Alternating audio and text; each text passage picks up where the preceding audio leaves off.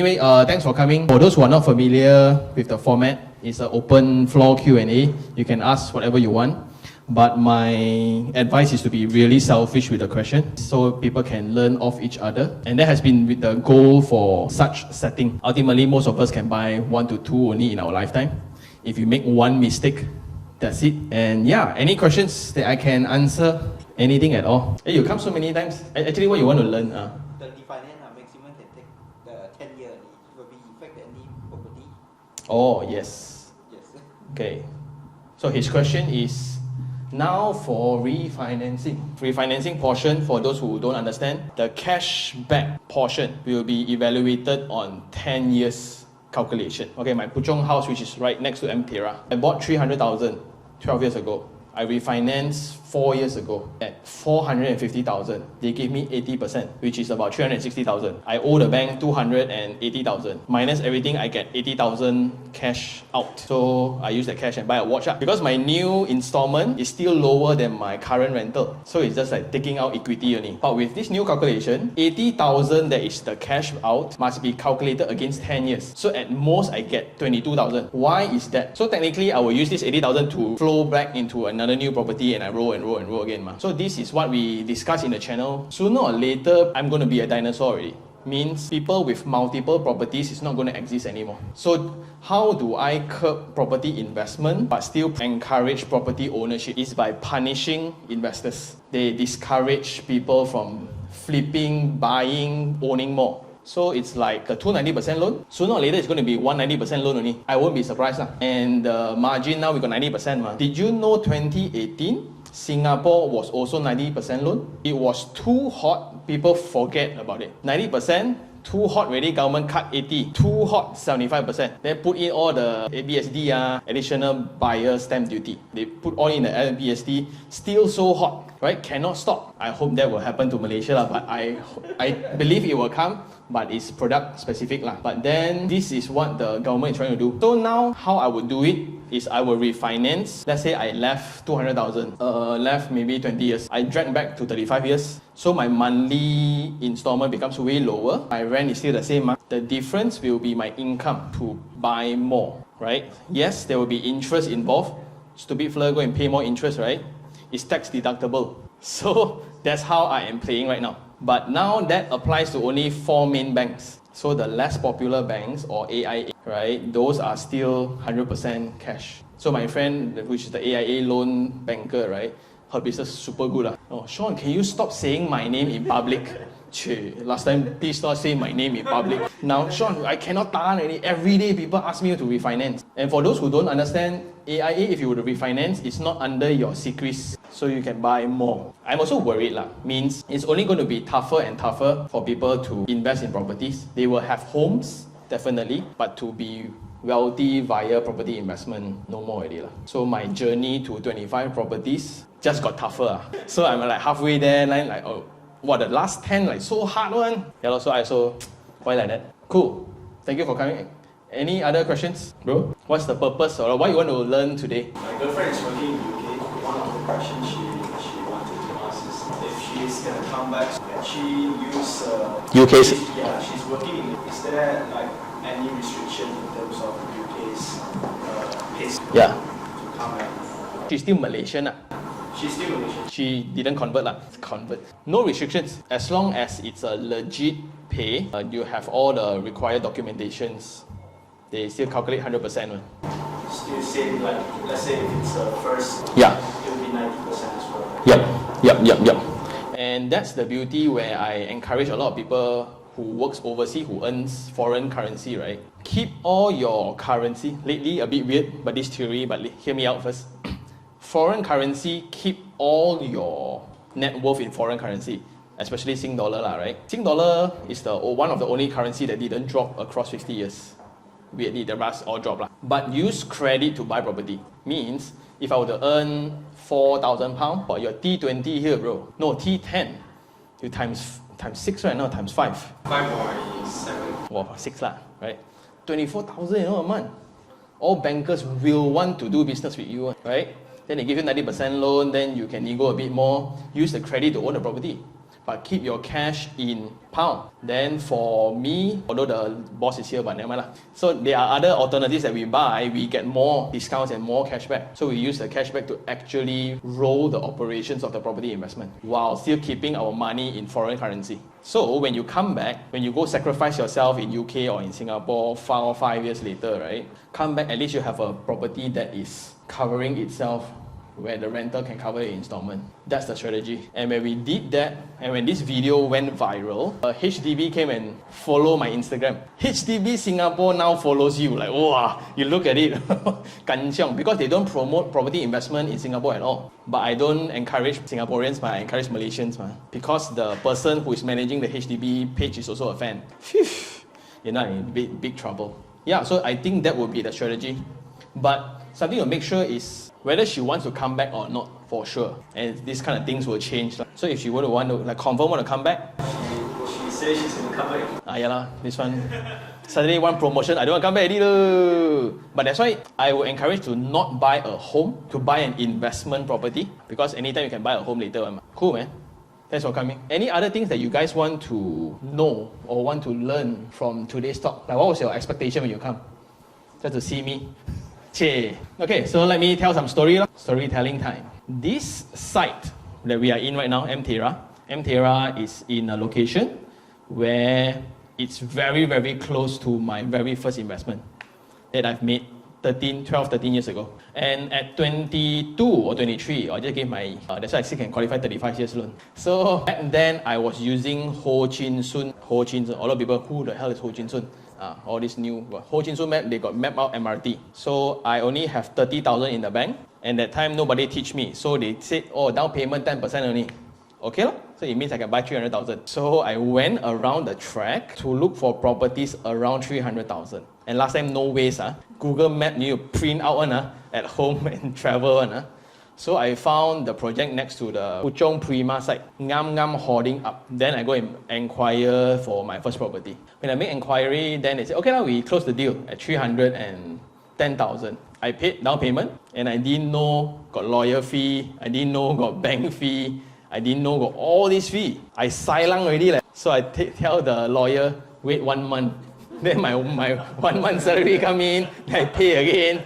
Then, hey, this one another lawyer fee. Why you two lawyers cannot work together? Why must have different lawyer fee? Oh, then that is when I realized nobody actually teaches this kind of thing. Everybody just say 10% only. But if you calculate everything, right, it's 18% for a subset. I was so broke. Like this kind of light, right? Last time, very hang one, the pendant got 3 light bulb one. One pendant got 3 light bulb. I divide every light bulb. So the house got 1 working one, the rest all spoiled. I cut this one and I attach, so I got 3 lights now. You have no money. But from day 1 itself, I have rented, the first week itself, I rented out until today. So it was from 1,002 to today is 1,006. Then the value from 300,000 to 450,000. If you think in terms of ultimatum, walao, 10 years you earn 120 to 130,000. Waste time, right? But if I didn't put in that 30,000 and work it out, now I got nothing. If I go and buy a car, gone. Habis, right? And that is when I suddenly realized, hey, what's up, bro? So suddenly I realized that the benefit of investing long term. And when people say like, oh, the benefit of investing in property is long term, right? How many actually hold a property more than 15 years, right? So now it's about 15 years already. And the property is still going strong, and that's why I'm very happy. That's why when they announce, hey, Sean, want to come and see property or not? They say, this side, wow, please come because my unit is bigger and it's cheaper, so make money. Yeah, and also I realized the majestic part about MRTs. Last time when we were taking the only line of KTM, the Kelana Jaya line, 1 line only, right? Now you got so many MRT lines, right? Every project is walking distance to MRT, right? For the next 10 projects, if you find online, all next to MRT, so which one to buy, right? So now all projects, all punchline the same one. That's why it gets really, really difficult, but at least now developers are being very friendly with first-time property ownership. Now you literally, now got booking still. You only booking fee now? 500. Wow. That's 30,000. And I don't have, can you write me a check? What is a check? I was 22, what is a check? Bank transfer cannot one. Wow, then you go buy bank draft. I think a lot of youngsters don't even know what's a bank draft. So, what have so much has changed, but just to illustrate the point of 15 years in a property, right, I will have more equity built compared to my savings and my EBF. So from there, that was my first lah. Then now I'm moving into my, I don't want to say concrete numbers, but I got double digit now holding, but I'm still renting a place to stay because I know that it will grow equity. Yes, it was downtime. The worst time was just happened not long ago only. And I've gone through high where people say, Sean, you don't need to work one lah. Just buy property in Setia Eco Park and buy in Desa Park City. Don't need to work already. You buy, you sell, you make a lot of money, right?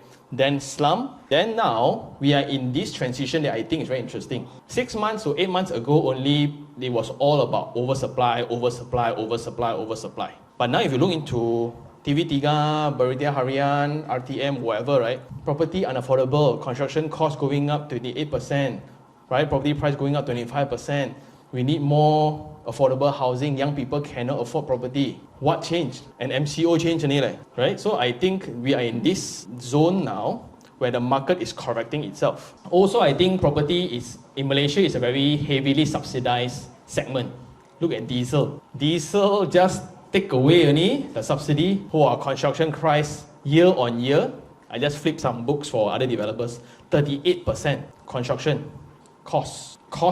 We haven't add in the profit of the developer yet. Wow. So technically, if I were to buy 500,000 last year and 500,000 this year, it's impossible to build back the same thing in the same location already. But just that the weird narrative about this kind of investment is people who don't buy worry property price keep going up. People who don't buy. But people who buy keep asking why property price don't go up. Why keep staying there? When is the bull run? When is the bull run, Sean? Yeah. So we are in this segment in the cycle right now. Right? Any questions? Anything? Like from investment, from own stay, from architecture, from watch investment, from Yo. Thank you, bro. Thank you for saving the awkwardness. Yo, I want to check, how do you gauge how much to put in for your investment? So, for example, my own house. Yeah. So let's say my own house is 380,000 I bought, and then the renovation that I'm putting in with Bengal guys. Yeah. And then when I look at it, it's like, if I go for an installment plan with Very nice. so around every month I think I'm paying about 1,000 plus, 1,000 plus, and then my rental, my installment is about 1,006. So I have to be at about 3,000 to make it a break even. Yep. Yeah. So I mean there are voices, from Yep. my friends and relatives in that and so on, and that's why even though I already signed with MOG, yeah. but I'm just contemplating let's say for my next property how much. Yep. Okay. Very solid question. Okay, just to put it in other words, how much money should I put into renovation for investment? Yeah, for investment. For investment purposes, right? Because ultimately it's always rent against the amount I need to pay. How much is the rent, by the way? Rent, it's not just, there's no market rate pay. 2.6. I'm expecting, let's say, about 2.6 to 3,000. Okay, so now the problem is, in this industry, they are selling you cars without wheels. When you get a new house, cannot move in. You need to add in wheels before it has market value. What kind of wheels becomes the debate, right? And wheels have market price too. So often the time people make mistake is when they expect their monthly installment to be the rental price. Hey, I buy this property for 1 million, must rent out 3,008 at least. My installment is 3,008, that's why my rent must be 3,008. Nobody cares how much you pay to a bank, okay? So that's the first mistake that a lot of people make, where your investment, your rental does not care and does not correlate to your installment amount. Number two, if you manufacture your own wheels, your cost will be different, right? So now is your connection and access to this kind of deals becomes the debate. If I were to put in 30,000, right, who says that your ID must be covered in the ROI? Because again, there's no limit. I can put in 100,000 also, like my house now, under my wife's control, right? Habis. I do so many rent makeover for my own property, right? I don't even look at the color scheme. I get my guys to collect key. Bila siap, you let me know, right? Before siap, they rent out the unit. I sign the papers on it, then rent out already. Then they change tenant 3 times already. I don't even know how my house look like until one time the fan broke. Then I need to go and check my own unit. I don't know where's my entrance. This is for the Mont Kiara one. I don't even know where's my entrance. But whatever numbers . So if you don't furnish to a level, right, There won't be any rental. So it's either if you furnish with rental, but you lose in terms of the renovation fees, or you leave it bare furnished and lose completely. Nobody even want to rent because there's no wheels, right? So this range is a range where you want to do it yourself, you want to hire ID, or you want to get somebody like makeover guys to kind of be in a between kind of space. The mistake where a lot of people do is when they DIY, they do not account their own time and effort as cost. I dare anybody who DIY, right, to go and just collect things. You order fridge, oven, microwave, curtains, anything Taobao lah, you send to the house lah. The lorry guy, besok I hantar, besok I hantar. You go there, take leave already, go there. Oh, sekarang jam, besok. Besok you take again.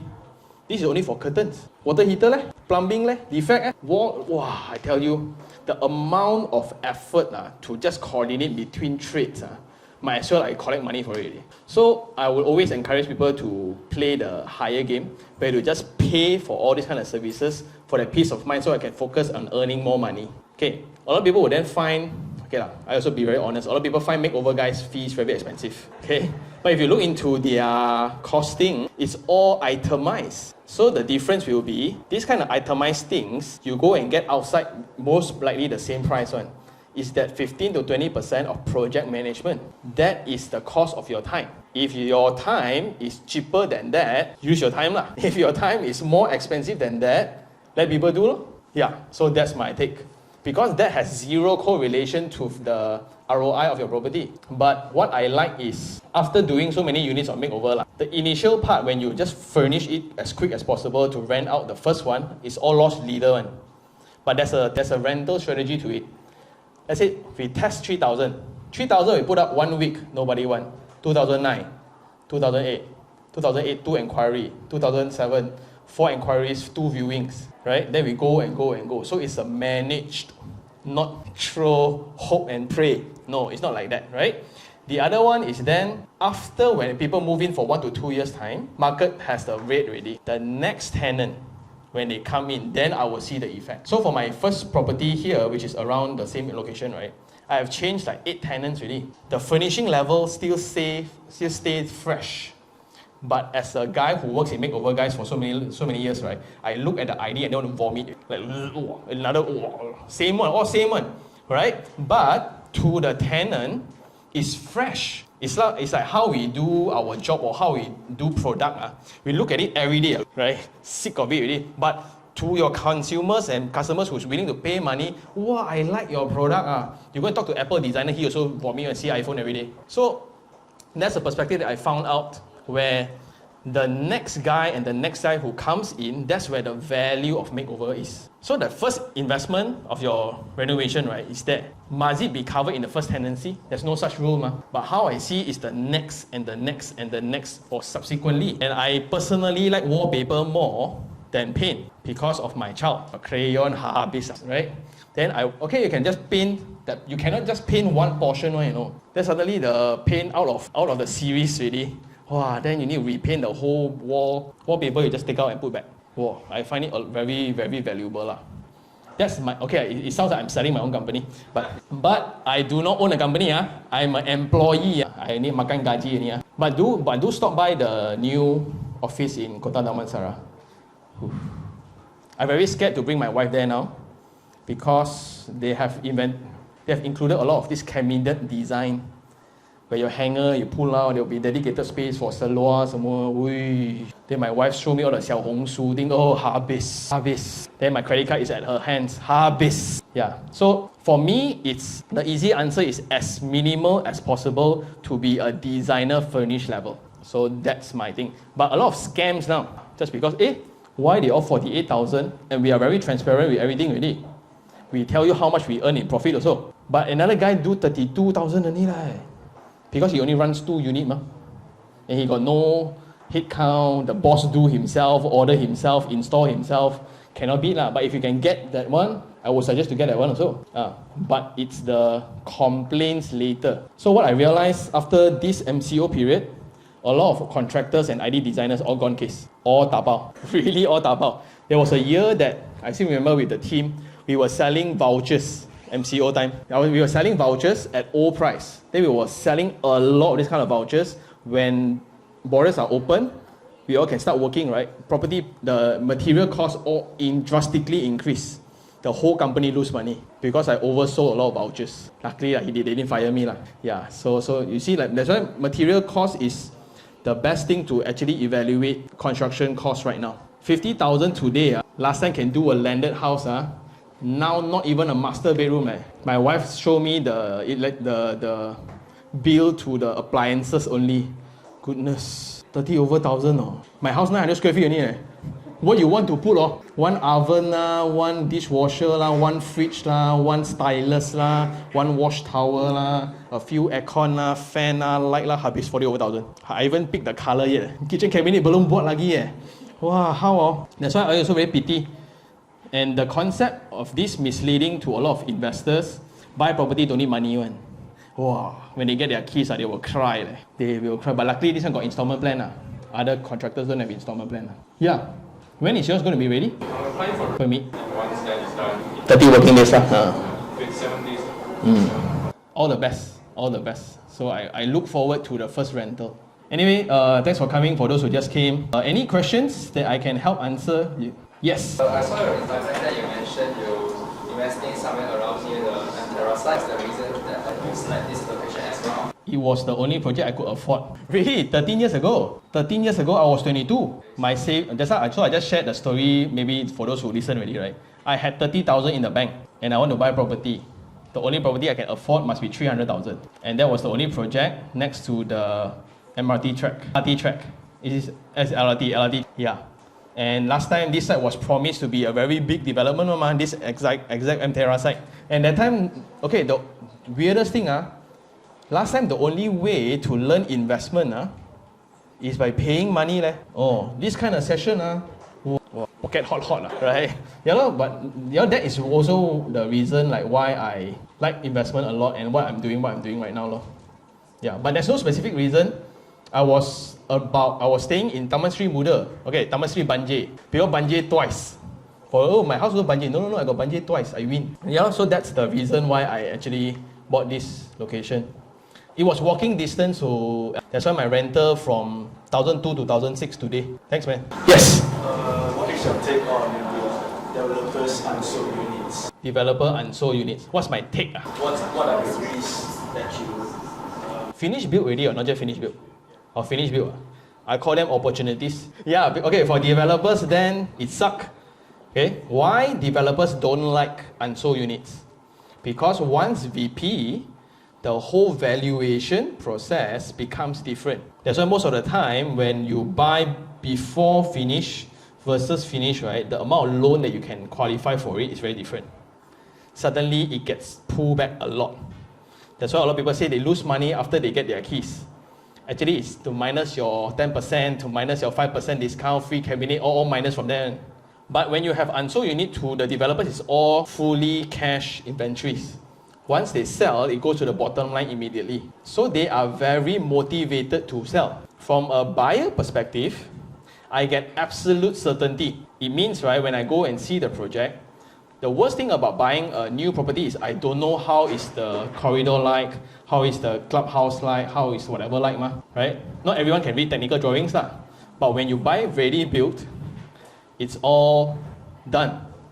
Then you can even secure the view that you want. And you buy with the sub-sale quality, right? With new property kind of marketing budget, free MOT, free this. The only part that you need to pay attention to is the DLP, the defect liability period. If you buy new, it's about 24 months. For this kind of completed one, it's about, some give 6 months, some give a year. But technically, if you read the forum, or the very toxic forums, the Lawyat forums, or whatever forum, I got one heavy bad thread there, but anyway. You will see all the defects already. This one, the plumbing problem, all the potential problems you can see already, and they know what to fix already. Then from an opportunity, so that's an investor and buyer perspective. From an opportunist point of view, this is where all the bulk purchase happen. You left 100 units, you don't know how to sell, let me help you. At my price.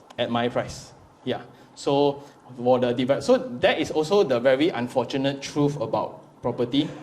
You will not know how much I paid. SPA all the same one. All the belakang mari is the different one, right? So that's the unfortunate truth. also. So when you buy, like, okay, you buy 700,000, yours 700,000, mine include Sean Tan promotion, include YouTube exclusive, whatever, my price will be different. Yeah, but to your question is, I think there are opportunities. And lately, Putrajaya, there's one right opposite IOI City Mall. Is it the project you're looking at? Yeah, I should have guessed it. Yeah, a lot of people are looking into the project. It was unsold for 2 to 3 years. Then the best thing is when I buy, I know what's my rental for the next unit. Then I know what's my neighbor selling, I know what's the market price, I know what's the valuation, I know everything before I buy.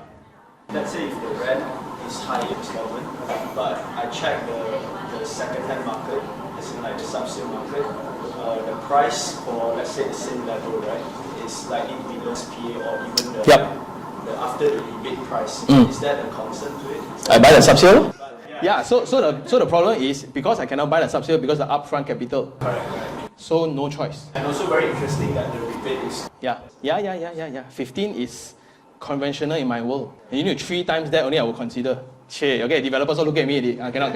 Yeah, PM30. Yeah, so I think the interesting part, there's 4 buying channels, new, sub-sale, auction, and bulk purchase. I don't judge I buy from who and I buy only the lowest in the market. If the market got new, which is from developer, got sub-sale, got some auction, and I will ask around this guru all, right? Hey, who is selling this project? What's your price getting? Almost the same. Then I'll look at perks, the marketing perks to read it. This one got DLP, or you buy sub-sale, no DLP, but I pay 18%. Yeah. But I want to pick the unit that I really want, right? Versus the directly from developer. Yeah. So a lot of things to consider. But the thing is, rent can immediately cover installment. That's the best. And so many people keep telling me, Sean, got no such thing, man. Show me. Tell me where got inventor cover installment. You ask me to do homework for you. I challenge you. You prove me wrong. Siao. No time to entertain you. Right? But that's my take on the question, right? Very interesting. I think that project, it's coming up very hot. You're not the first guy who is looking at that. Easily in my email, there's like 18 other emails looking at that project. It's in Putrajaya, by the way. Questions? Referring to Ree's question. Yeah. Because actually I reviewed more than these sites already. Even from Manan's Petrobras. Even the Alera, for the unsold units. About the same price. So let's say we know the second price and the land price, auction price. But the rate is still high. Why is still high? From the developer price. Oh. So you're asking why is it? By what you're saying just now, the subsidy. Yeah. But provided you got cash. Yeah, so like for 500,000, it's about 90,000 just for ownership. Reno belum kira. So that's often the time, that is what restricting everyone to get the best deal. There's a lot of uncle investor. Sean, you go and buy this kind of rubbish product for what? Like, I got no money, that's why. If I have money, I go and play like that, man, right? That is the best price, but to me, it seems like not really good deal. Correct. So that's why like the developer also cannot cut costs.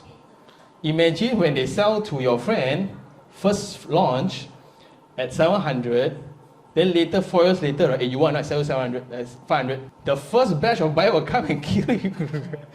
Right? That's why they cannot openly discount. You get what I mean? They have even the developer, if you do that, no buyers will come and buy from you anymore. Like, get it? So at least they must tahan, let the sub-sale pick up. If not, they throw in a car, they throw in some. In China, you buy property, I give you BM. Because they cannot discount. We can. That's why all the bulk purchases all happen. They go underground. As much as we all know about it, it's all underground. Yeah, underground. Yeah. But unsold properties, the problem of developers towards unsold property is also very sad one. Meaning, I cannot continue selling because, like for normal people, right, we drive past a project. Wow, 5 years already, still haven't finished selling. Still selling, yo, why so terrible one, right? So that's the stigma. So they want to sell to you, also cannot. They want to actively promote, also cannot. That's why most of the time all go underground. Most of the time. I have a thought that follows that, but I don't know whether is it allowed here or not. Yeah. So let me filter a bit, 18SX it a bit. Yeah, but I think the difference here is actually certainty. If you got money, that's why I encourage a lot of people to just save. Don't buy that sneaker, don't buy that car, right? Don't buy that watch. Yeah, no. Yeah. We will talk about that later, okay. But really save up, right? So it gives you way more opportunities, right? And every time VP, like for me, I'm moving into my new property soon. Traffic guy. Oh, let's say so loud. Hey, not everybody home, know where I stay already. Yeah. So it was for investment, right? But now I'm actively looking for people to sell already. So interestingly, a lot of people, once they get the keys, right? A lot of people are very tempted. Again, I'll get hated for this, but a lot of people are very tempted to drop their check, man. But they don't know what they are into until 4 years when they get the keys already. Reality happen every month now. You need to pay 3,000. Faster release. This kind of desperate sellers, right? This is where we make money. Let me help you. Then I get from you. So this is when I want to buy a bigger unit because the unit that I bought not big enough for my wife. Because there's the electrical appliances bill. Now my kitchen cannot fit all her things. She blamed me. You know our kitchen too small? Wait, you buy, you don't know where to put one, man? A lightsaber. Yeah, so that's the case. And it happens to a lot of properties. So a lot of properties, when they VP and nobody's selling, it's a very good sign. Very rare, but it's a very good sign. That's where the second-hand market will get really, really healthy. But then when you want to decide to buy, then too late already, right? So part of the set way for this is like, a lot of people, youngsters, worry if I don't buy now, 4 years later cannot afford. But you for sure this property make money, man? No, ma. But what if it does? 4 years later, look back, you see, increased 20% already, or sold out, or no stock, or now sub-sale, price hike already. That's why we can only do as much homework as we can do during the decision only. Cannot cover too much. Like my Mount Terra one, I buy already, they announced MRT3. You think I foreseen MRT3, man? No, but luckily, I do a lot of good. Yeah. And the thing is this, it's one of a lifetime thing. Every Malaysian will buy at most 2 or 3 in their lifetime. And about one will take about 10 years, 15 years to kind of ease off. You will not be as related to the market info all the time. That's why people will always make mistakes. They use their 10 years ago punya experience, or we listen to our mother or father, last time we buy landed now, like now we make 25% and you go and buy condo for what? Buy and see now. What, now 1.2 million siao, who will buy? Then you just slap yourself in the face, right? So that's why it's a very weird thing. Yes. Any questions? What do you think is the best time to sell and own property? And do I need to wait for the place well developed, or maybe like got value then I sell? Good question. Okay, I will hold forever. For me, my approach, I will hold forever. Why? As long as my current rent can cover my installment, it's very rare for rent to drop one. Very rare. Unless there's like 1,000, 2,000, 3,000, 500,000 houses all come out together. Okay? So if the rent can cover my installment, I will just hold it until 30 years later. So I will own this property 100% for free at a cost, marginal cost. Okay? So my goal is to flip like 25 of them. So when it depends when it's the last one I buy. Let's say 45, I buy my last one. By 75, I will own 25 all full cash. Okay, so that's one game. Then my friend Faisal Rizwan from Far Capital called me an idiot. There's opportunity cost to cash also. For him then, it's a 7 years game. Because he got his own research team. What he does is, I know MRT is coming. And he got intel. They are doing bidding right now, tendering for the job. Okay, this takes about 4 years. I buy now, MRT come up, 7 years later I sell. So when people, experienced investors, they buy with a very clear exit strategy. That's the difference. We couldn't even think about buying. They think about selling already. So they have a plan to flip their money. Means I buy, for example, 1 million for a Mount Terra unit. I put in 180,000. In 7 years' time, I must take back out 360. That's their game plan. So when I reach 360, whether make or don't make money, don't make, then you gone case. But if make money, then I sell already. Then I will flip the next one. The next one. That's how they do it. But there's no right formula. Because if I know, I don't need to be standing here teaching you how to do it. I'll be doing it myself already, right? But to me, that's why when I buy, my criteria of buying becomes very strict. My installment must cover. If not, right, no matter how attractive, how nice the marble, I don't care. Service apartment or waiting for you. Sorry, again? Am I holding? Yeah. Or including? Yeah, yes. So now the debate is, For service apartments, they think that after 20, 30 years, the building will not look very good, maintenance will be very bad. It's always a problem, right? It's always a problem, correct? Until you go and see some properties in Mont Kera. And now, personally, I like the older ones compared to the newer ones. The thing is this, people who make such statements, I will need to clarify, have you been to a properly maintained one? Now, a lot of those bangsa older apartments, right? Like European, like that, right? Really, the tenants all stay there with pride one. Got the plantation, the balcony, got coffee table. You want to join me for coffee? I was shooting there. No. Yeah, crazy, but they're very nice. But we are more exposed to the loud ones, which is the negative one. 3 years, you see the swimming pool here, like that. Blah, blah, blah, blah. Then what about leasehold one? Just to add complication to the project, to the question, right? This one very interesting. In PJ, the shortest lease is about, for condo, Klana Putri is about 37 years left, I think. 42 or 37, I forgot already. So what's going to be interesting is, in Penang, there has been a project very close to Aeon. The whole residents all pakat together, yes, we will renew the lease from 40 over years back to 99 years. Their property from 400 over thousand becomes 700 over thousand. And because the land size is very small for apartment, every resident will only pay out like 1,000 plus to 2,000. Then now everybody sokong, I pay 1,000, 2,000, wow, I get 99 years again, and suddenly all become very rich. And you know Selangor and Penang, friend, what if they implement the same thing here? So any leasehold property, renew 2,000, 3,000, you get back 99 years. Then does leasehold matter? Because if freehold, there's compulsory acquisition act anyway. Whether you like it or not, you must sell to me. But now recently, PG also got the case where the renewal of land very expensive. That's landed law. Landed has always been for atas one, but last time, 90 years ago, those land was like starter home. Terrace houses was starter home. But suddenly now you get smacked, right? At a cost that is higher than the construction cost of the house. Too bad. But Selangor got this scheme when you pay 1,000, they renew back to 99 years. But the difference between the 99 years price and your current price, the difference, you must split with them. For example, now it's 600,000, no more lease already. I renew 1,000, push back to 99 years. Suddenly it's 1 million, okay? If I were to sell at 1 million, I earn 400,000, 200,000 must pay local authority. I think it's fair, because it's meant for you to stay, not meant for you to flip. Yeah, so government still humans. Yeah, now this is not political talk, by the way. So, yeah. Any questions? Extra earning power, will you knock off interest for existing property or save up for the next one? If I got extra earning power, if I got extra money, do I want to knock off interest or do I want to invest in another one? I will be very objective with it. I will not include only properties. Means, if it's only properties, it depends on the next deal whether you have access on a good deal or not. And that's the main difference between us right now.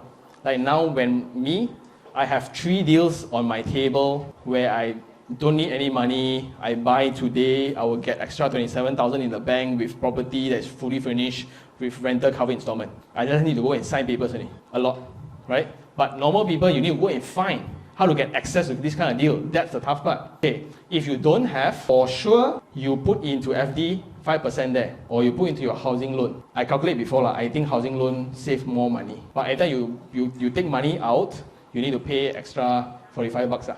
But it depends whether it's full flexi or semi-flexi. But please make sure that you knock off principal. Last time I put in a lot of money as advance payment. What an idiot. The apartment 400,000. I put in 100,000 in, thinking that it will calculate my interest based on 300,000. No. It slowly deduct every month 1,800. Wow. I pay for next year, I don't have to pay anything. What for? Might as well I put into FD, I earn more money. Yeah, that was the mistake I made. So that's why now banking also very friendly. They allow you to make. And now, not all banks, but some banks allows you to put in 100%. It means I loan 400,000. When I get the keys, right, I pump in 400,000 into the account. Meaning no interest. Right? I use their money to buy house. Easy to say who got 400,000. A lot of people, I'm not saying don't have. Because this one cannot, Then if it's across assets, then it will be your familiarity with the asset. Like if you're into crypto, 5% is dirt. My daily fluctuation is 20%. Yesterday, today, one day, I was going to celebrate, then no more already. It's like go and dabao things, cancel order. You want to celebrate things, right? So it depends on how do you utilize. But to add complication, I will drag as long as possible. Because the next question is, do you take 15 years loan or 35 years loan, right? I will take 35 years loan, drag long, got 70 years, I take 70 years. Because that's a commitment, but I can always pay early one. You know why I must set the bar so high for myself? If I don't pay in time, terus penalty, secrets, all. Right? Good to see you, man. Oh, your question? Oh, yeah. Suddenly, like, yeah. What is your view on the property that close to the public transport? Property closer to public transport. I think that's the punchline for every project. Okay, I have a very different twist. It depends on price range of the product.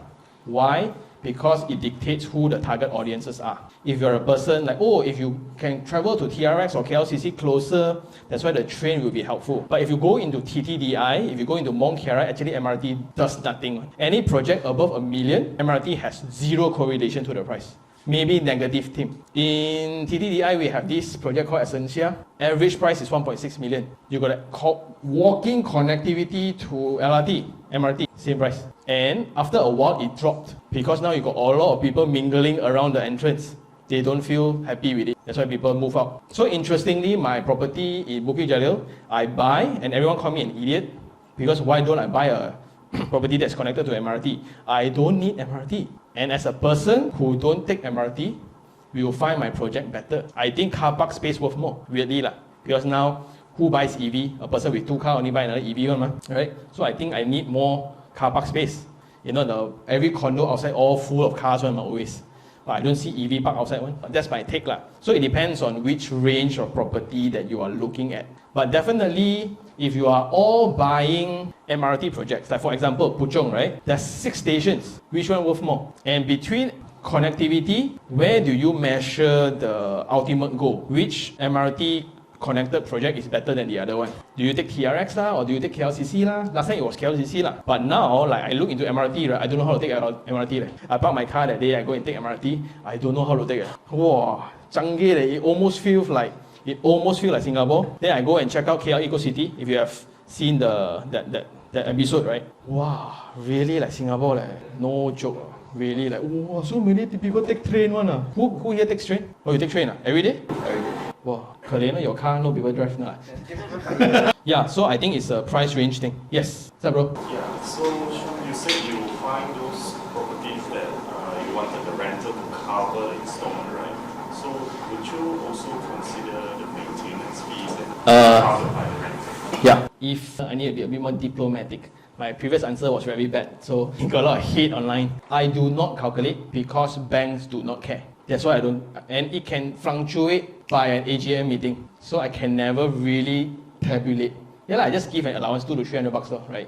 But if you are buying 1 or 2 only in your portfolio, I think it matters. But when you're scaling up to 10 to 25, I think it's not the main priority. So I don't calculate that in my ROI because bankers don't look at your maintenance and they deduct from your income. I'm only concerned on how to get more loan, not to make more profit on my installment. You get what I mean? Yeah. So it then depends on, again, on the number of property that you own as your investment portfolio. For example, our friends in Singapore, they will measure your water intake one, and they will measure the time that you are in the shower. You are in the shower for 17 minutes, 3 minutes more than yesterday. I told you not to bring your phone. So I call them retail investors in the property because they rent out room by room. So every dollar count. But if you have a lot, right? Yeah, never mind lah. As long as can cover agak-agak. So that depends back to your extra income that you have. If you are really very, very tight, then I say it's very important. Every month extra 300 to 500, a lot of money. But when you're making 40,000 a month, that's not the main criteria. Yeah. But it also means because when you want to filter out project to buy, it becomes very difficult. You already want to find a project where the rent can cover installment. If the owner has a property with the rent covering installment he want to sell to you or not, then how to find? You get what I mean? So it's all those like borderline, like short of 300, short of 500, right? But you see potential because he didn't furnish the property nicely. He's not updated with the rental price. That's where I go in. Yes, sir. Coming from POV of first-time home buyer, when it comes to a good practice, a best practice, when you talk about debt, where, for example, I just giving to two, for example, if you own a car and at the same time you want to own a house, what's the healthy household debt at the current economic situation? A very wrong person to ask. So the question is, where do you find the balance in terms of ratio for housing, cars and things like that? So how much should be the housing loan? Yeah. So I asked a question yesterday on my Instagram. Because for investment, I don't care. Meaning, right, the rent can cover installment, I buy. Really, the ultimate price, right, has zero correlation to my decision already. That's how I look at it, right? But when I want to buy a home, when at what income I decide that 5,000 a month is okay. And this is from a person who don't like cars at all. So my car, I'm paying like 400 a month. I could have just settled it, but my tax advisor told me to get loan. If not, you're in big trouble, right? We all know that. And I'm still renting a place. So I don't know where to draw the line, because it's based on the lifestyle that you have. For me, I got no life one. My life is family and property only. Really. Property means work lah, okay? You are work lah. Yeah, so I got my expenses is zero. Almost. So my entire salary, full-time salary, 100% to my wife one. The rest only okay, this is not a practice. If Sean also do this, then actually all the wife all start complaining to the husband. No, it's not a practice, it's just, yeah, whatever. Yeah, so to me, I don't have because I'm not used to spend at all. So when I ask my friend, you spend 6,000 on installment every month for a villa. So it's a percentage. So I guess it's almost like DSR. When you are 3,000 income, your DSR becomes very strict. But when you're 30,000, right, whatever you like lah. Well, you have 300,000. Is this even a concern? You get what I mean? So it's a matter of how high is your income first before gauging the percentage. But then do you decide at what threshold of salary before you start your first purchase? For example, again, BOB or your first time home buyer. For own stay or for investment? Say for example, I buy for a long-term plan where maybe first 3 or 5 years I just rent my other place first. Then after the family starts to expand bigger, then I move in. So the idea is to buy maybe about 1,000 square feet. But at the same time, I rent at an 850 square feet unit, right? Gotcha. As the family grows bigger, I move in. So maybe for the first 5 or 7 years, other people pay for me. Relatively speaking, maybe you will not get 100% coverage of the installment. But to me, anything that covers it, the interest rate is sufficient enough. But at the same time, we perhaps consider also what other expenses that I have, right? Yep. You need to pay the rent, need to pay to raise a child, Yep. for any medical costs and whatnot. Yep. So that's why I asked about, what's the Yep. range? Gotcha. My take on it, so okay, this is the 85% rule for those who don't understand. If you want to buy a house, but I only got bullet for one house, I also want investment, also want own stay. So the perfect property for this is where your current rent can cover your future installment up to 85%. Means if my installment is 2,000, the rent now is about 1,700, go ahead, right? Because 4 years later, rent will go up. Hopefully lah, right? I don't know. Then for the first 5 years, they are paying, so I'm merely paying the differences. My tenant pays all the interest, because 85 to 88% of your loan for the first 10 years is all interest. It's your principal. Very good, solid, right? For me, I will not take that approach. I will go purely for a project where the rent can cover more than my installment. For my own stay then, I'm betting on myself. I will work my face off. Because why limit myself to housing conditions when I can 5x my salary in 8 to 10 years time? So that is then the difference between this conversation. If you're a salary earner, you can somewhat predict 5%, 5%, 5%, right? So by that time I move up. But to me, I would take the different approach. I will buy one for investment first until the time comes. The baby happened. Might sound like accident. Okay. The baby is here. Then I got money and I kena toto or whatsoever, I now got money, I can rent a bigger place. Or only now I can move to somewhere else instead of being restricted to the unit that I bought 5 years ago. Because a lot of people underestimated what can happen in 5 years' time. So that would also mean, sorry. No. They're all very shy anyway. Yeah. So I rent until I can 5x my salary to a certain point. But at the same time, the housing prices will definitely go up, right? Yep. Yeah, but it's like you're going hand in hand, house prices go up and then your salary Yeah. I mean, if I want to buy also, for example, my partner already has a place, I don't see the purpose of buying.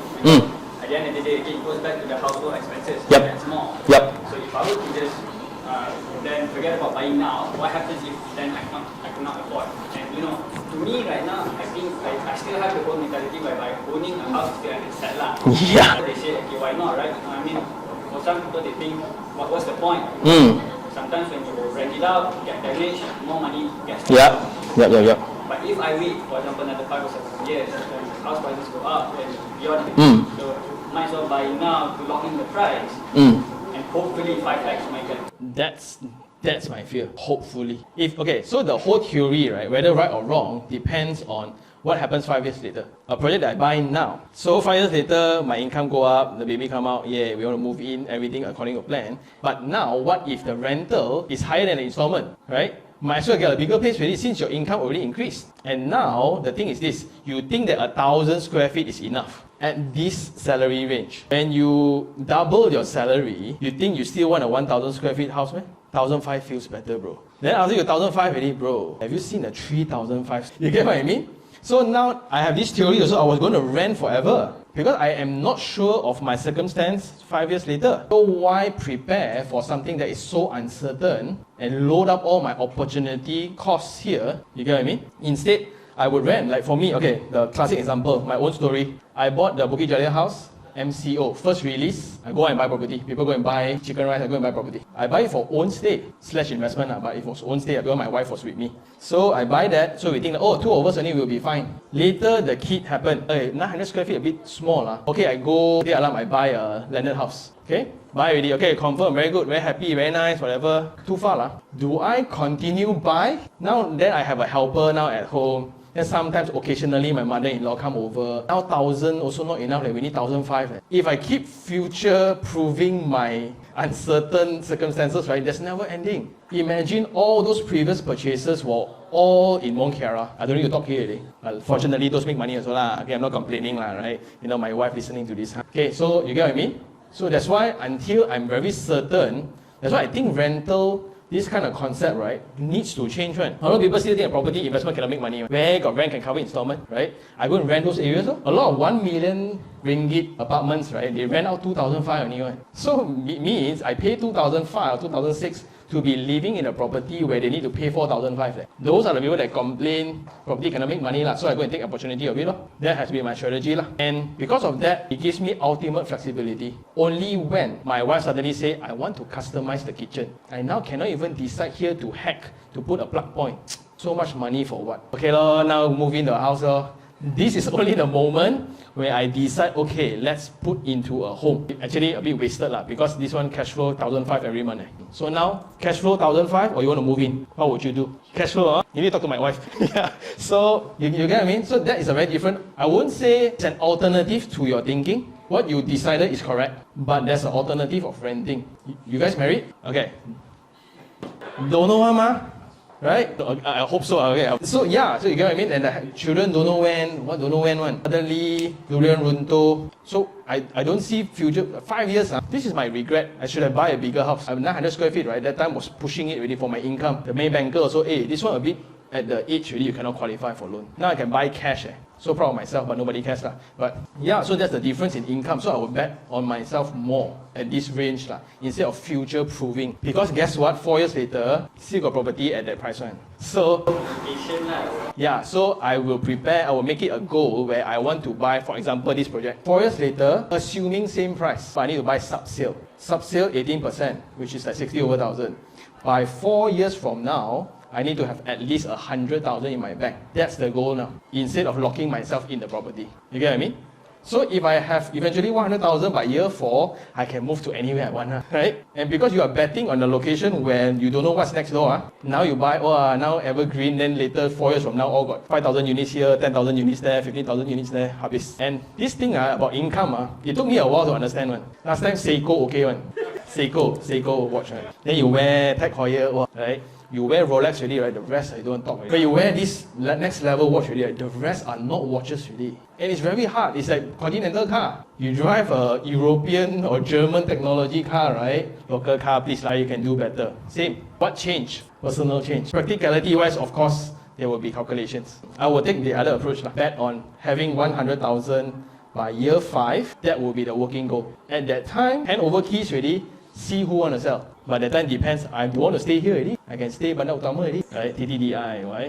Why Puchong? No, I'm not saying Puchong not good Yo. Luckily I fast. Yeah, you get what I mean? Thanks for coming, man. I answered your question, right? Yeah, okay. You talk so long, the answer. Yes. What your experience, then your margin goes to 70%. How do you settle? Do you save up to 30% only decide for the property? Any solution? Okay. How do I ease the process of my third property? Actually, there's only a few ways. One is to buy commercial land property. where the loan is 85%. Then developer give 15% discount, settle. Option 1. Option 2, you go for bulk purchases where you have discounts more than 15% or 30%. Then it's not a problem. They have, I shouldn't say here, but whatever lah. Okay. The third one is there's a refinancing scheme. Means if I were to refinance my existing ownership project into AIA, it's not in secrets. So technically, I can still buy Rumah Whip one. Technically, I can still buy Rumah Whip today. Crazy. Don't blame me. I'm just playing the game only. So sooner or later, when I get famous enough, like that, oh, Sean, this fella. So 3 ways. So the fourth one is where you just make more money. And now we will think, that sounds stupid, right? Just make more money. I also know. The thing is, a lot of people would, at this initial stage, when we are starting to accumulate wealth, 10-15% sounds a lot. But based on my experience with my community, a lot of people take 50% loan. Then we are going to review all the ultimatum 3.5 million, 17 million. You talk about loan, they slap you. How much you take loan? Why must I take loan? Sorry. It becomes a very offensive thing to ask. No, I don't ask anyone. Siao. I go and visit people's mansion, I don't ask anyone. Oh, this is how much a loan you all take? How does one qualify for 8 million loan? Who says a loan? Wow, okay, sorry. Aiyo. Oh, crazy. That's why the different wealth level. And that's part of the objective of the channel also. We all concerned of 400,000 purchase, 500,000 purchase, ID 40,000. Wow, can pay me. You see people's ID 5 million. ID 5 million. Wow, level. So with the channel, I hope that can be reached. So I'm assuming you're going for your third already. But first 2 is rented out. Yeah, so one is own stay. I mean, the financial level is there, just that don't hope to put in so many. Yeah. So it's a very obvious debate. Do I put in 30% or 20% in versus I put into crypto or other assets? So it's a very weird thing, either you're familiar or not. Because now I also have this debate. I'm going to buy another one like this month. But when my wife look at it, right, it's like a complaint. Another one. Then you complain about me buying washing machine. Like, true, then I need to put in like 300,000 cash to buy the property, right? But immediate cash flow, because I take 70% loan already. Or if not, it's under package, then I don't have to cough out, but I still take 70% loan. Will I regret buying one less property when I die? What's the difference between 25 properties and 22? It's not quality also. Yeah. But again, all top notch. A++. Will you like, yo, I should have bought that one. That one last time 1.8, now 3.6. You won't regret one. So that is what I find very fascinating. And that depends on the income. If you're earning 5,000, very good. If you're earning 50,000, you're too lazy. You're earning $500,000 a month. Bro, dream bigger. So when I visit all the mansion, all the uncle, I've shared this before, all call me lazy. Sean, how much you have now? Walao. Hello, 6 digit okay? 6 digit open, 6 digit. Too little. How old are you? 35. Too slow. You know, by 35, I got what already? Now it become a competition. He asked me to go and review his house one, okay? No, I want to go one. That lecture. Crazy. So like, I don't know the answer to more or not. That's why the channel goal is to help everybody here to gain at least 3 properties. By 30 one, by 40 another one, by 50 another one, then by 60 Sao Tong. Tutup Kedai, enjoy life. One you stay, one you sell out, then you for expenses. One just in case your kid is a genius. Need to go medical school, not cheap. If you go Cambridge, I habis. 5 properties also not enough. Really, I did the math. 5 properties not enough. Or special need 3 properties solid. And most of the time, everybody at their 60s will have more money in equity compared to their savings. So a lot of people don't understand that this reverse mortgage. Because a lot of people at 55, they have their house fully paid, but no money. So there's the scheme where you reverse mortgage to the bank, they pay you installment every month until you die. Oh, I think that one is solid. And a lot of people are actually adopting it because the only thing they have when they are 60 is their house. Everything else for the family. Wow, that one, very proud lah. A bit stupid lah. Right? Don't you want to protect yourself? That's why I said 3. And it's totally doable until bank takes out the second 90% loan. Or now take out the DSR calculation. Last time there is no such thing. Last time it's all you can qualify. My friends got 8 properties at 90% loan. A lot, 100% loan also. Until it got too crazy already. Okay lah, now let's fix 2 at 90% loan, 1 at 70%. And is the property market still stopping? I don't think so lah. Last time got DIBS, now don't have. You get what I mean? So it's only going to get harder and harder to be a property investor. It's easier to be a property owner. Oh, this free, that free, everything lah. But, what's the goal? But I got a lot of hate for this. Tell people 3 properties. You think very easy, man, 3 properties, Because of people like you, we cannot buy 1 property also. Like, Correct also lah. But which side you want to choose? I will choose this side lah, right? Instead of beating myself up. Any questions? Wow, you again lah. What is your the outlook in Puchong now today? What's my outlook in Puchong? This one very specific. From an investment point of view, okay, there's this tiering system that we adopt in investment by Far Capital. And I think for those who follow the channel, you all know what's tier 1, what's tier 2, what's tier 3, right? Excellent video, right? That one.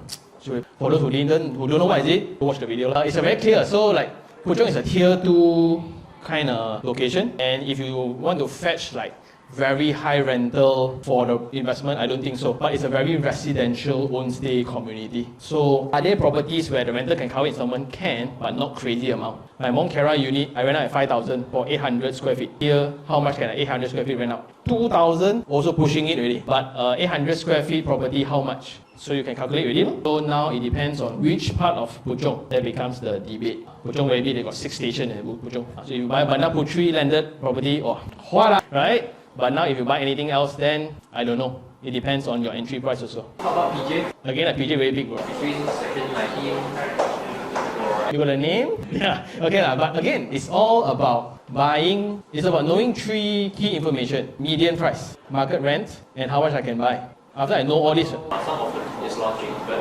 nearby all the rental rate is not that high. yeah. The $700 per square feet is kind of high. The beauty is this: a lot of own stay projects, right, has disregarded rental data. So there's 2 ways property price will go up. One is when it's supported by rent. So like for example, if my rent is 2,000 but my installment is 1,500 for 35 years, this property is underpriced, correct? I could have priced 100,000 more, it can still break even, so it's underpriced. The other type of property is when it depends on how much the next person is willing to pay to live at your house. This is what I call the Desa Park City syndrome. Landed house, last time 480,000, killer. When completed, 700. Do you still buy? No. Crazy, so high. Now 1.8, 5 years ago. 5 years ago, 1.8. 1.8, crazy lah, look what I buy.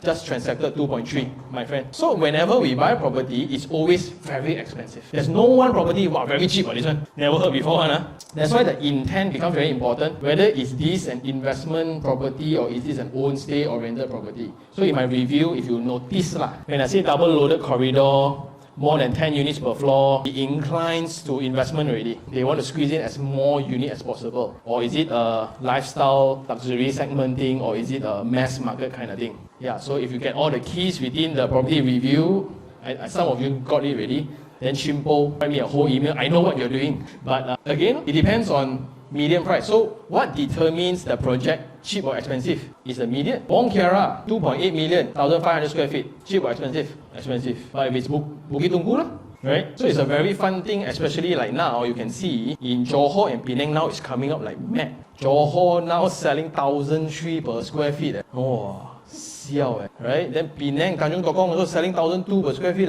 Reclaim land. 500 square feet is 600,000. Very fun thing. I go Puchong, I see property. I come back, I buy property. Because Mont Terra is still cheap, 900, 800 per square feet, dirt cheap. Then I go Penang, see property, wow, 1,003, so low, I come back, I buy another one. You see where I'm going? So there's this mismatch, and that's what I like also. So I'm going to Sabah soon, on September. Oh, crazy also. You see the median salary there, nobody lapo tax one. Their income not accurate one, very cost in the average is like 2,000, it's siao, all the Merc, all the Lexus all around. 2008 can get this kind of car. So the property price there versus KL, again KL is cheap. But KL, because our supply is high, everywhere also launch. That's why you can see, everywhere also see me. If no launch, then you won't see Sean. That's the market. And the thing is this, when government clamps down on the financing, clamps down on policy, clamps down more, and they restrict developers more in terms of regulation, less and less people can become developer, which means property price will only go up. I hope they clamp. Now in Selangor, property built in Selangor, 50% is Bumi Kota. If I got 1,000 units, 500 is for Bumi. The problem is, Bumi also don't want to buy Bumi Kota one. So how? Wait until Bumi release, but then it only goes up and higher. So now you got Madani regulations coming in also. Then you got the service apartment Mampu Milik lah, all the Mampu Milik all coming in, right? But developer cannot increase your price. Then they eat what? Do 4 years, earn 6%. Put FD better. You get what I mean? And 6% provided he sells out everything. Wow. with all the risks. That's why sooner or later, there's going to be less and less developers. It's getting harder and harder, so it's only the big boys. That's why I'm personally, privately trying to help out the smaller ones, but they're also all very tight. All very tight. They buy one plot of land, build 4 years, build another one, 4 years, another one. People 1 year fall, like they launch like 8 projects a year. So that's my concern, and I foresee it will happen. But luckily, got MRT3 still, got HSR still, so there's still story for us to kind of navigate in the market to see where it's hot. If not, right, it's like Puchong, and then like you go Puchong, the closest to the airport is the hot one, and everybody knows it's hot. So no chance going in, no chance. So the wealth gap there is very high. For KL still can play one. Yes. This personal finance. Okay, this is not personal finance. Okay, everybody know the question, right? Everybody heard the question? No, yes, no. Okay, due to the uncertainty of like what can happen 4 to 5 years time, should a person with tight financing or just starting out should they be investing in properties, right? Because it's a lot of risk, might as well invest in myself and build wealth from there. Well, it depends. I came from an era, again, my age, I bought somewhere near to this project at 22 years old. That time when we buy stock, I need to call my mom's remisier one. And you go to TV Tiga, press some button, got green like log number like that one. That's how I came up. So that time there was only stock market, gold, forex was illegal, and property. So property was the only thing to build wealth. But now, today, on the phone, at lunchtime I bought crypto. Luckily I didn't say the coin name. I bought crypto and I made money already. But then it depends on how much knowledge you have on a particular segment. My take is I will do both because there are investments that requires capital and there are investments that requires credit. You get what I mean? So if I'm very bullish like I am, I will buy property and invest in other things. I put 500 only right? 4 years later only I go and think about it So my goal is 4 years later I must make 100,000 to cover the installment Then become a working goal already. You get what I mean? Yeah. But if you were to put in crypto then, or the same capital, do I put stocks or crypto, or do I put in ASB, or do I put in whatever? But most of all, I will invest in here. I think a lot of people don't do that enough. They study all the market, whatsoever, right? I focus on making money. Okay let's say you're a godlike trader 1 year 25% right? Out of 10,000, how much you need, right? And I was there also. Wow, I make 21% a year out of 2,000 for what? Might as well I put all the money in, learn a new skill, qualify for a new professional paper, jack up my income, change job, whatsoever. That has significant more result than trying to get rich by passive investment. That's my take. Because you're so young but until you have 1 million, 2 million rolling around, okay, different already. 10 million, 5%, how much you know? Divide by 12, you work already. I also know right? But it's about level. So at your age, I would suggest to take some leverage, means I will play property and others and work like hell. It's a bit toxic. I got some comments online about, Sean, keep teaching people to work like hell. Wrong, meh? I don't think so. I don't need you to support me also. Right? So that is something that I would do. Because if you want to achieve great wealth, you need sacrifice. The only time now, because your resources is only time. That's the only thing that you can trade for other things in your youth. You had a debate between partying and working and learning. So my greatest concern of why I don't like to do these kind of things a lot is because people, after I attend Sean's talk, api membara, I want to go back, then go and sleep. I like actions. I like people to take actions more and more. But property is very slow. Very, very slow. That's why I like it. So I do one time, 5 years later I come back. I do study like hell for 3 months, buy one, get the keys, rent out. Okay, 5 years later I come back. When you have a bit more, then every month also you need work. Then you hire people to do so to turn back then, it will be a very great debate. If I'm 23 today, I might not start with property. I will start by learning how to go into Web3 space. I will start gearing up AI skills. I got so many he's not here. He is a community manager for Web3 projects. Meaning what manage WhatsApp group only. $6,000. Send the right link, how to bank in money, how to do this. Thank you very much, have a nice day, thank you. $6,000. Work from home, walao. And then tell me, Sean, you invest so much, what's your ROI? Different. But I will gear myself to have that knowledge of management of this kind of community to get job like that. I will invest like that instead of hoping that my investment makes me money. Okay? Active income. Nobody likes to talk about it because it's politically incorrect to say that you're poor, right? You're not enough, you're not making enough money, that's why you don't invest. Walao, Sean. Gonna cancel later, right? Or if later this clip come out like that. But The reality is this: your active income limits what you do with your investment. Because the thing is, when you have scarcity, right, you feel not enough, right? The worse the economy is, the more people like to gamble. You get what I mean? A lot of people like lose hope really, like market bad, I'm not going to get any promotion, no, tak ada harapan langsung. Gamble lah. And that is when gambling in US, right, is the highest right now because there's no hope on the streets. The only hope to get rich is kena toto. Very sad actually, but Malaysia is still very good. So I think there's still a lot of opportunity before we get until that direction lah. So that's when the wealthy people keeps getting rich, but it just never transfer down to the bottom. Yes. What's your advice on the location? For example, like Subang versus like Puchong and also Cyberjaya. Okay. Like for the young families. How do I decide location? For young families, for example, Subang, Puchong or Cyber. What's the purpose? Won't stay, young families. So it's basically, there's this basic formula that I have shown for basic, right? What's your intention? Won't stay, investment, or it's a trophy property? Okay, won't stay, right? Step 2, how much can you afford? What's your loan qualification? How much are you eligible for loan, right? The third, have you looked at 20 different properties, right? Once you have looked 20 different properties, right, you'll be more of an expert than me. Then the last one is to take informed decisions and take calculated risks. Let's break down. Own stay, what will be then, that's why it's very hard to give location advice because how many children you have? Are you single parent or happy family, or you live with your in-law? How many rooms do you need? Only you will know, right? And are you working? Do you travel to Tun Razak every day? Then do you have your mother-in-law who stays nearby to take care for you? Very relative, right? Then how much, like for 500,000, let's say you can qualify 500,000. 500,000 I can get a perfectly lakeside home in Cyberjaya. I got stigma. I need to travel half an hour more. I buy in Subang, 2 bedroom, maybe 1.5. But I'm closer to my work. Your choice. Then 20 different properties. At the 3 bedroom at 500,000, is it cheap or is it expensive? So indirectly the answer is I don't know. Because it really depends on you. Because I don't know that person, or I don't know whether it's you or that person enough to give you the right advice. Unless you send me your secrets and IC and I wouldn't know. Yeah, so that's and that's the fun part about what I do right now. A lot of people ask me this property can buy and that property can buy. I don't know you. You want for sure confirm make money property, but you need 1.8 million like now. Sure, 1.8 million, who got sorry no? You get what I mean? So I give a set of questions and range of questions you need to answer yourself first. Because the beautiful part about Malaysia is 600,000, let's say. I can buy landed also. I can buy high-rise also. I can buy villa also, but further away lah. Now Rawang also, cannot already. I used to joke about Rawang, 600,000 you can buy, now no, cannot already. Now not cheap also. Rawang also not cheap already. Where should I joke about? I used to joke about Malacca also. Malacca is the cheapest property market in Malaysia. But you go there also not cheap already. Because the good ones are really popular.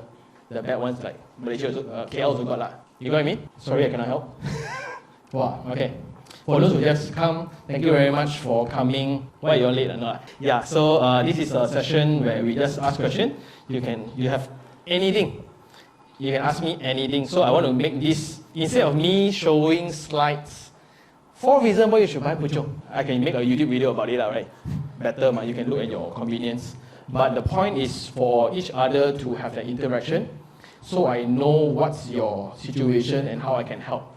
So if you have similar things, what I like is always when you bounce each other. One question can go until, wow, I love it like that. And also because I don't know you enough. I invest from a point where I got no money, building wealth when I got more than 10, right? But if I got 10 million to start with, the approach is going to be very different. So I don't judge. I hope you have 10 million. Yes? Relating back to the EV parking just now earlier. EV parking.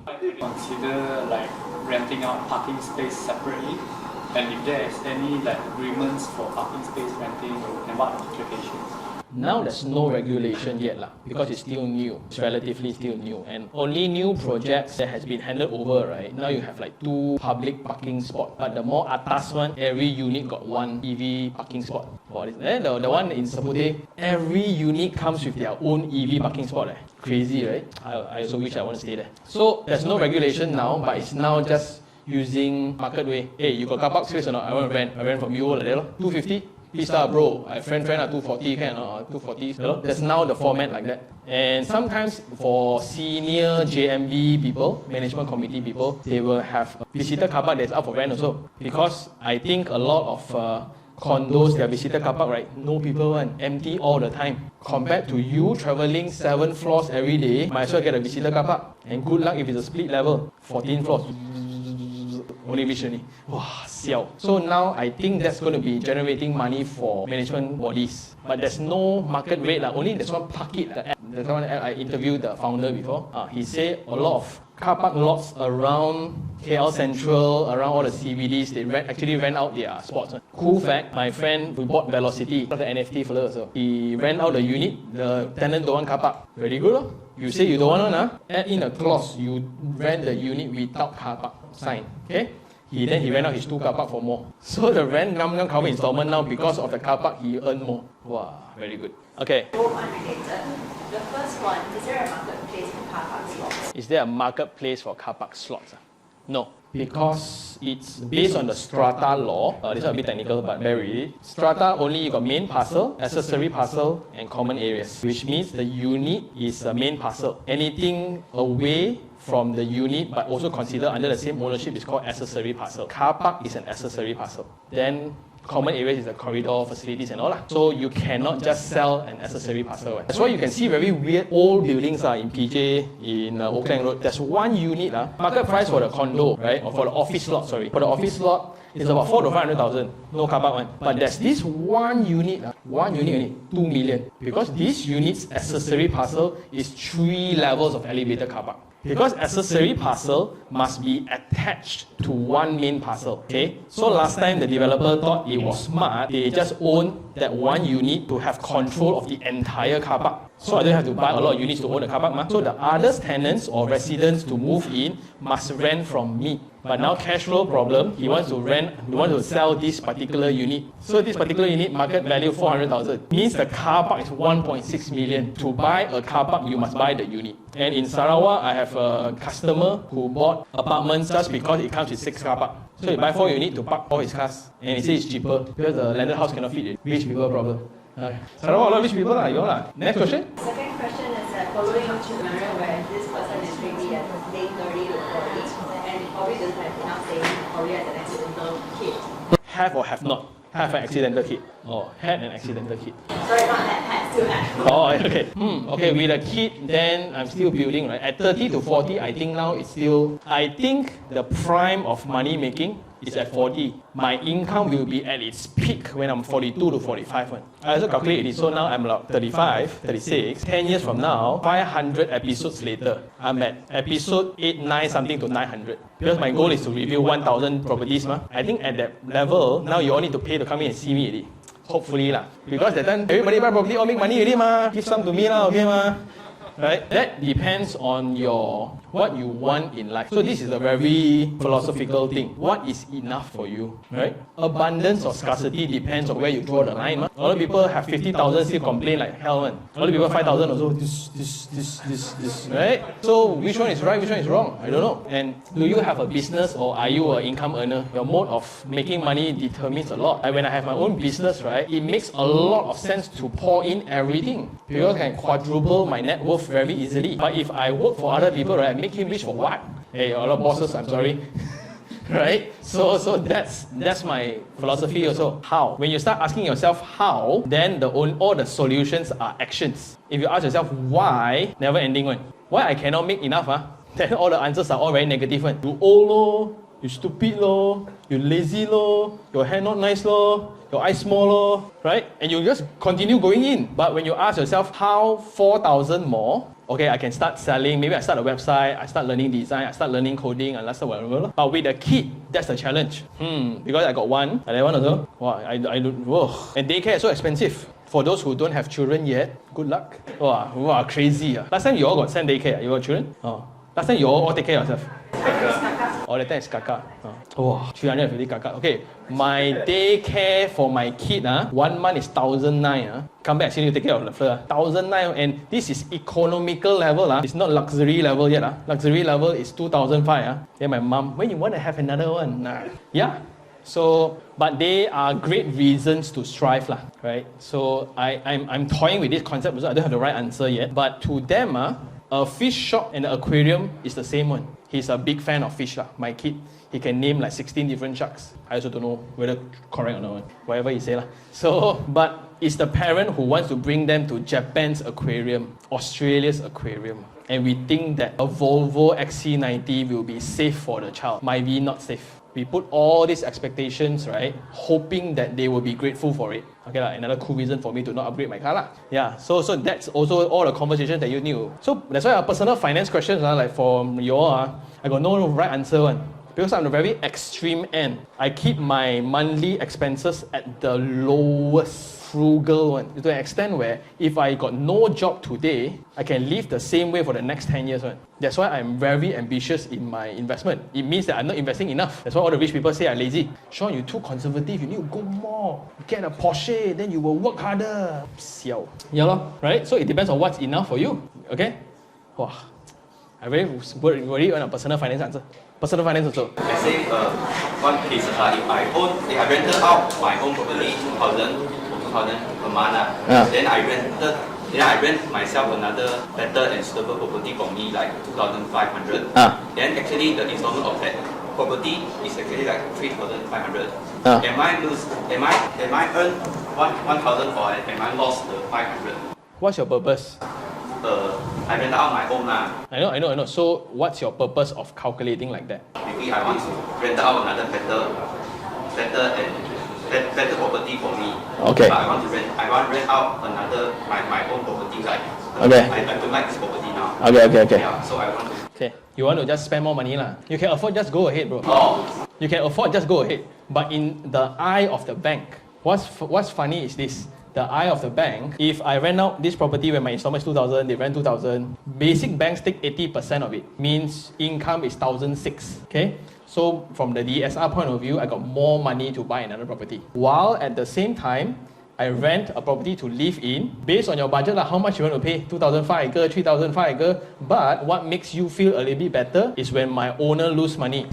That's why technically, rent landed is the best. You go and stay at 1.2 million terrace house, rental 2,000 only. Their monthly installment is 6,000, 7,000. It depends on how many years. Usually it's 25 years, 20 years. Then from there, right, you rent 2,000, you make a lot of money. But you don't like landed, then what's the point? Right? I think that's a wrong way to justify where you want to stay. You should justify where is closest to you. Right? Where is closer to work? What can allow you to make more money? That would be the goal, not to see where got more jiokso. Right? And that has been my hack. Why am I still renting? Because I want to save all my slots for 90%. I always think about the renting problem. Yeah. So entirely up to you. Thank you. Cool. Yes. Oh, finally you're ready. Yes. What the advice from you for the first time home buyer? Again, 4 basic steps. So that covers pretty much everything. And I have the authority to put Sean's 4 basic steps. So you can just Google Sean 4 basic steps, right? You can get the answer already. It's again, intent, how much you can afford, visit 20 properties around that range, and then you make the decision. But the cool thing about these 20 different properties is you know what you like and what you don't like. You can qualify 600,000. Right? Do you want to buy the highest 2-bedroom or the lowest 3-bedroom? Because it's like 10,000 difference in it, right? Or you want to buy a very small landed or a very big apartment? Or you want to buy a very small in the city or a very big house elsewhere? That's why Malaysia, right, is still very beautiful, and in Singapore, gone case, all HDB. Really? Got MRT, no MRT. That's it. Here got bus, got bus a bit more, right? So, you are buying your first one soon? Looking for second. Whoa, then what you ask first time home buyer? Chee, okay. Besides watching your YouTube, is there any like crash course to open a business? Okay. Then I can catch up to speed. Okay, well, this is me selling already. You asked me to sell. I didn't pay him. So, okay, because of this kind of session, if for a person that is absolute fresh, right, it will be a disaster. That's why a lot of people leave. It's fine, I don't feel, what the hell, this guy talking, talk, no answer, right? So I worked with Open Academy. There's a course. I think it's 119, something like that, cheap one. I just get a course on. So I talked to them for 4 hours. They structured everything into whatever was right academically because I don't know how to do it. So you can go there. The other one is to get NFTs. So there's a few NFT members, but they don't know each other, and that's the beauty of it. So I have NFT. So you got the NFT. So we will jam for like 3 hours, but I would encourage you to get it only when you have specific questions. So like first time home buyer, right? I think you would just listen to 1,000 episodes first. You will roughly know what you want to know already. Instead of talking to me, what is freehold and leasehold? Like, bro, right? It's not like I want to make your money, but you know what I mean? Yeah, so that's the thing. Online courses. There's one, the Open Academy one. You can just go to their Instagram. I think they have the link there. Very good people, I think. Hey. Working at Singapore, leveraging currency using. Go ahead, bro. After you came there, you will. Don't come back. It's harder to get her after you will come back. Okay, are you in that position? Should you go to Singapore to make 3.5 more? To me, I see it at what level? If it's junior level, I wouldn't. Because it's more, when you are at junior level, it's about more of what you know first. So if I'm earning 3,005 ringgit, right, I will work my face off until I got like 6,000 to 8,000. Then if I'm at that level of a manager or senior manager, then I get headhunted over as an expat. Then only I will go over. Meaning my skill set is there already, only I can. So the goal is not to go there and, hey, I'm from Malaysia, you want to hire me or not? It's that I'm that good in Singapore, also hire me to go and work as an expat. In Bukit Jalil, a lot. Because now I work out a lot at 6 o'clock, right? Then at 7 o'clock after I finish, right, I see this young couple, a few young couple, hey, you all don't need to work one. Then you all stay Bukit Jalil, you know, rental 6,000, 7,000. Okay, because we work for Singapore company. But then why are you here? Work from home. So good one. Financial services, oh, they headhunted us. So we are expat. You're Malaysian, say Malaysian, expat, right?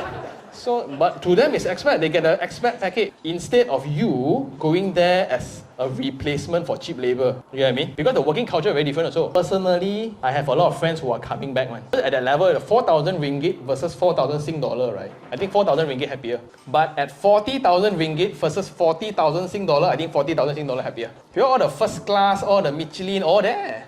But 40,000 here also not bad actually. I can drive vintage car. There cannot. You know what I mean? But a lot of people are moving back in. A lot of Singaporeans, I got like a few, I cannot say their name, like influencers. They are buying Desa Park City like nobody's business. You see the latest park, Park Regency, whatever, the high-end one. Whoa, like no need money one. Today it's cheaper than a HDB. So what they do is they rent out their HDB at like 3,000, 4,000 Sing dollar. You can be jobless in Malaysia. 4,000 Sing dollar, how much here? That would be harder to get the ones here to buy. Oh no, Malaysia bankers love Singaporeans. They get higher rank and the rates are the same. The loan margin is almost the same. The only trouble that why a lot of people are still hesitating is because of the causeway, number one, and the MM2H policy. So the visa now, every 30 days they need to go back. So if got HSR, KLCC will explode. 1 hour you go back Singapore, that's why I'm buying KLCC soon. Cannot tell, but never lah. Yeah, now everybody go and buy KLCC. But not the Airbnb kind of thing. No. Yeah, you get what I mean? Okay, no more personal finance question. No, so weird. I get from a guy that's so extreme. What's your take about models now they have a person coming out with smaller units and then they term it as SOHO. Usually it's SOVO. What's your take on this kind of? Okay, I think this refers to the KLCC side since we are there, right? Okay, smaller unit KLCC at 600,000. Return 8,000 to 12,000 a month. We do short-term rental. Horse say or not? Horse say, right? If you don't know how to invest. Why? Because a few things. Number one, the main concern why they are doing this is because the ultimatum price is very high. So at 350 square feet, selling for 600,000, how much is one unit? 1,500 to 1,600 per square feet, right? Not a problem. But what we deem as good properties investment is when a property have multiple rental options. When a unit can rent out entirely full-time, long-term or short-term, or room by room, or by head, or I split co-living or whatsoever. So the more options I have for this property, the better this property investment is. When your first solution to your investment is already Airbnb, what if this doesn't work? Number one, okay? They then for calculate, right, based on like 80% occupancy rate, 24 days, 1 day 400. I minus my share of operations, you still get a lot of cash flow, okay? Usually that's the case. My question is then, for hotels, every 5 years got refurbishment cost one. Because it's such high occupancy, if you go to student hostel before or not, 5 years later it's like hell. Imagine it's a hotel. So it's going to be so run down. There are going to be a revision of maintenance costs, and this limits your exit strategy. Who else is going to buy a 450 square feet at 800,000 5 years later? I only recommend if you got a lot of extra money and this is your like 4th or 5th property, you kind of want to play with it. So At 600,000, we got still a lot of options. Just because it's KLCC and we just did an episode on it with Far Capital and Faisal Rizwan, right? KLCC has been the worst performing region in Malaysia for the past decade. Okay, last one, when I buy now you see market condition like that, right? In the next, we did the calculation, in the next 4 to 5 years, right, there will be easily 6,000 units of similar size in that location. What's going to happen to room rate? Never mind, Malaysia Hosei, Malaysia Boleh, right? The room rate stays the same. You think the hotels will be happy? Hey, Marriott now got no business. Hilton got no business because all people sell Airbnb. Now they restrict, like Singapore like that, no Airbnb. How? Or management, like we forget about it, like DBKL, they just restrict no partition. Gone case, the whole game changed by one simple complaint to the Dato' Bandar ni. It just take one simple complaint, then okay, now no more Airbnb. What's your exit strategy then? So I will not buy any property where there's no alternate intention to exit. Now if I buy a property, right, okay, investment cannot really. Maybe I can sell to own stay people. I want to boost up the ROI, I split room by room, I rent out, right? Airbnb terrorist ban, how? Gone case. And in that entire situation, right, it will be a glut 4 years later. But I don't want to say too obvious because a lot of developers are launching this like mad now, 4,000 to 5,000 units. To my opinion, there are better options to put your money. They sound very interesting, very, very interesting. So if I were to buy KLCC one, I will buy only if the price per square feet is less than 1,500 per square feet. Meaning I beat the market because now it's selling 1,008, 2,000. I will need to beat them by buying way cheaper. So I got more safety margin, right? And I will buy bigger units. So I buy bigger units, let's say 1,002 square feet, 900 square feet, right? I can still rent out to long-term people who work at Petronas. I can also split into rooms to rent out Airbnb if I want to. That will be a better option compared to only Airbnb focus. Because let's say if you return, nobody is going to rent a 450 room packed hall. Well, I don't think so. You buy it, if you buy it, then I talk like that, a gone case, short move, right? Anyway, yes, bro. Hypothetical scenario lah. If let's say group of demographic, especially M40 and D40, how do you think people are gonna own or live in like 20 years time? Wow. Do you think they're gonna like live with their friends or like by inheritance or anything? Worst case scenario. If you are M40 to B40, what inheritance? Number one. Yeah, no, that's number one. Right? At M40 to B40, I don't think inheritance will play a big role. And 20 years, they still around. I don't know.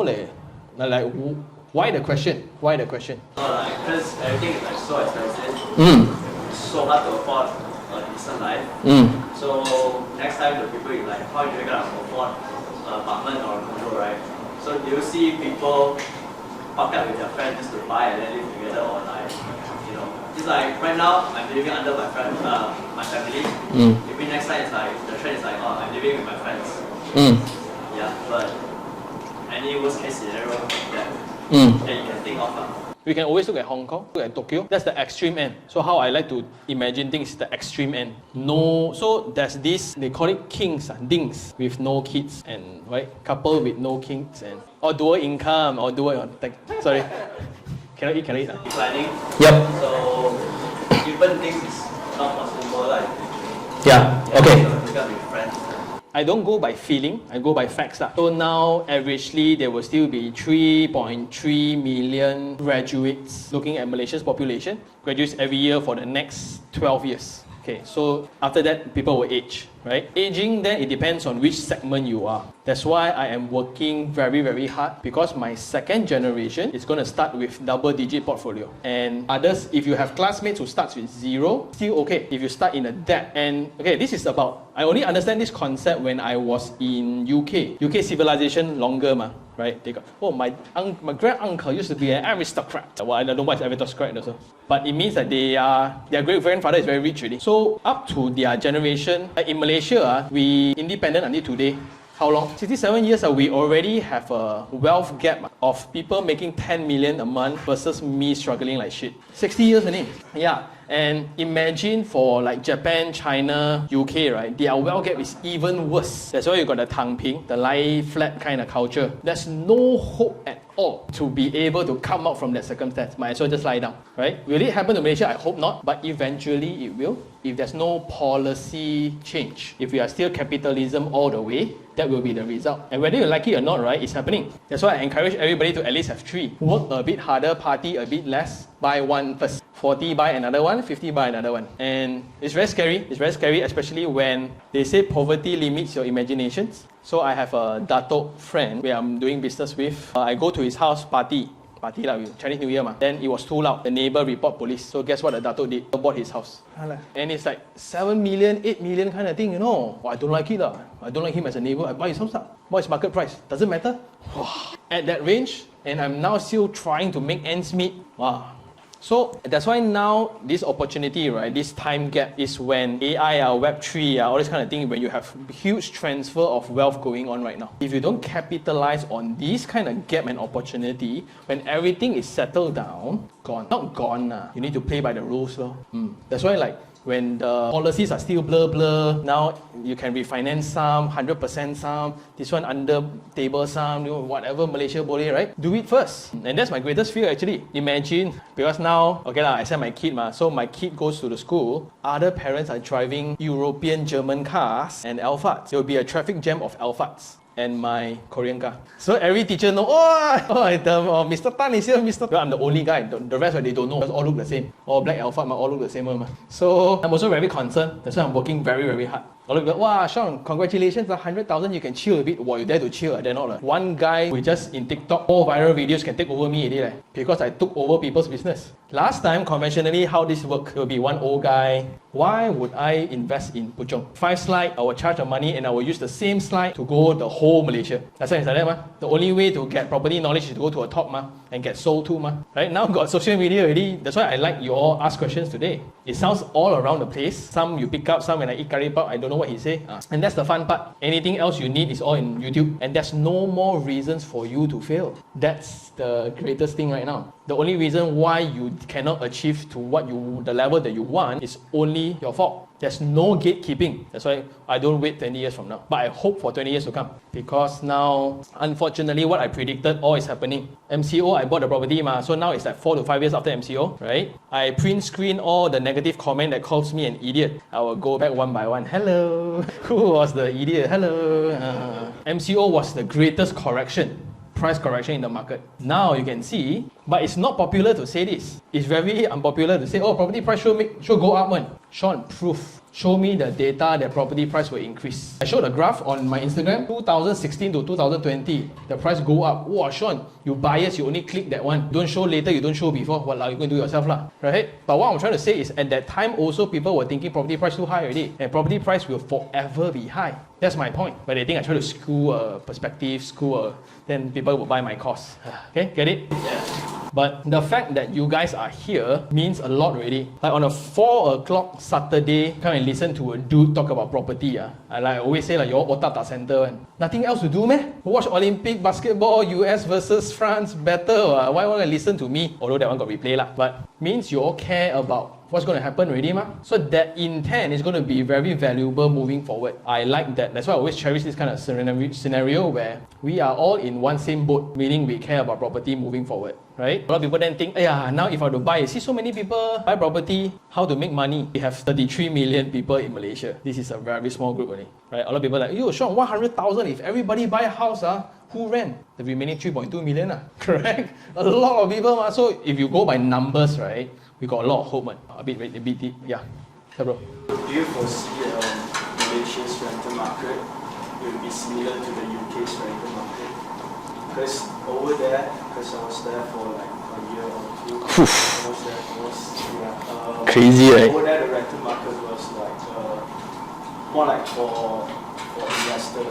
So as in like people try to I was there. beat each other just to rent Okay, for perspective, I was supposed to buy a UK property also. So I can add international property investor in my name. But I didn't because when I go there, like whatever he say is this. Rental market in UK is you need to go through assessment financially before they let you rent the house. It's like we go through, you check all my financial, only I buy a house, that is to rent. If you don't have enough supporting documents, you need to pay upfront 1 year as deposit. Then you pay the first month's rent. Just like Jakarta as well.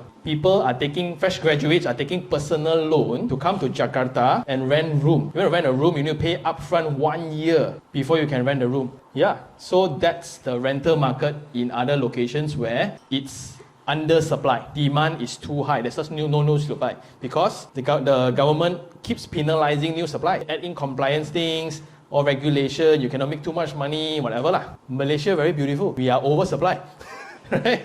Oversupply means tenant calls the shot. 1,600 don't want, I go next door, right? That's why in their market, right, when interest rate increase, means their installment increase, the whole rental market went up. Because when all investor, all owners, all jack up the price together, tenants got no choice. But did that affect Malaysia? No. Hey, I want to increase 400 next month, I go next door, siao.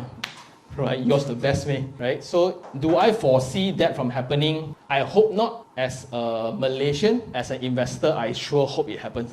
Now got every property, right? Every people give you 1 year in advance. So that's also the main concern. Again, I will have capitalist mindset and welfare mindset. From a Malaysian point of view, very clear, very, very kasihan all the fresh grads. Like if you want to get a room in Terra, it's already 1,200, 1,500, right? That's why now people even rent balconies. That's the funniest thing. You think people want me? Everybody want master bedroom, but when everybody also want master bedroom, you think master bedroom will be at that price, man? So it's a dynamic kind of thing, man. I hope not, but will it be? It already is in certain locations. If you go to Mont Kiara, oof.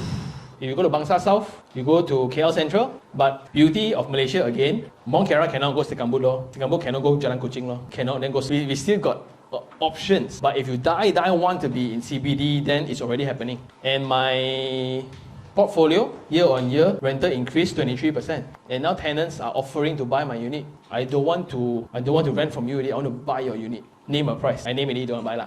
Because, and this is a landed terrace house. Then like terrace house was like, I don't want to share a story, but he made a lot of money. That's his story lah. So landed is worse. Like you see last time 600,000, 700,000, 5 years ago, now it's all 1 million. People really underestimate what 5 years can happen. What 5 years can do or what happens in 5 years lah. 5 years very far one. Until you think back, oh 5 years ago should have bought more. Should sell this kidney or buy another unit, right? Cool. Like? For investment point of view, do you think a tandem parking unit is a default unit point? A tandem. It's a negative point. By default.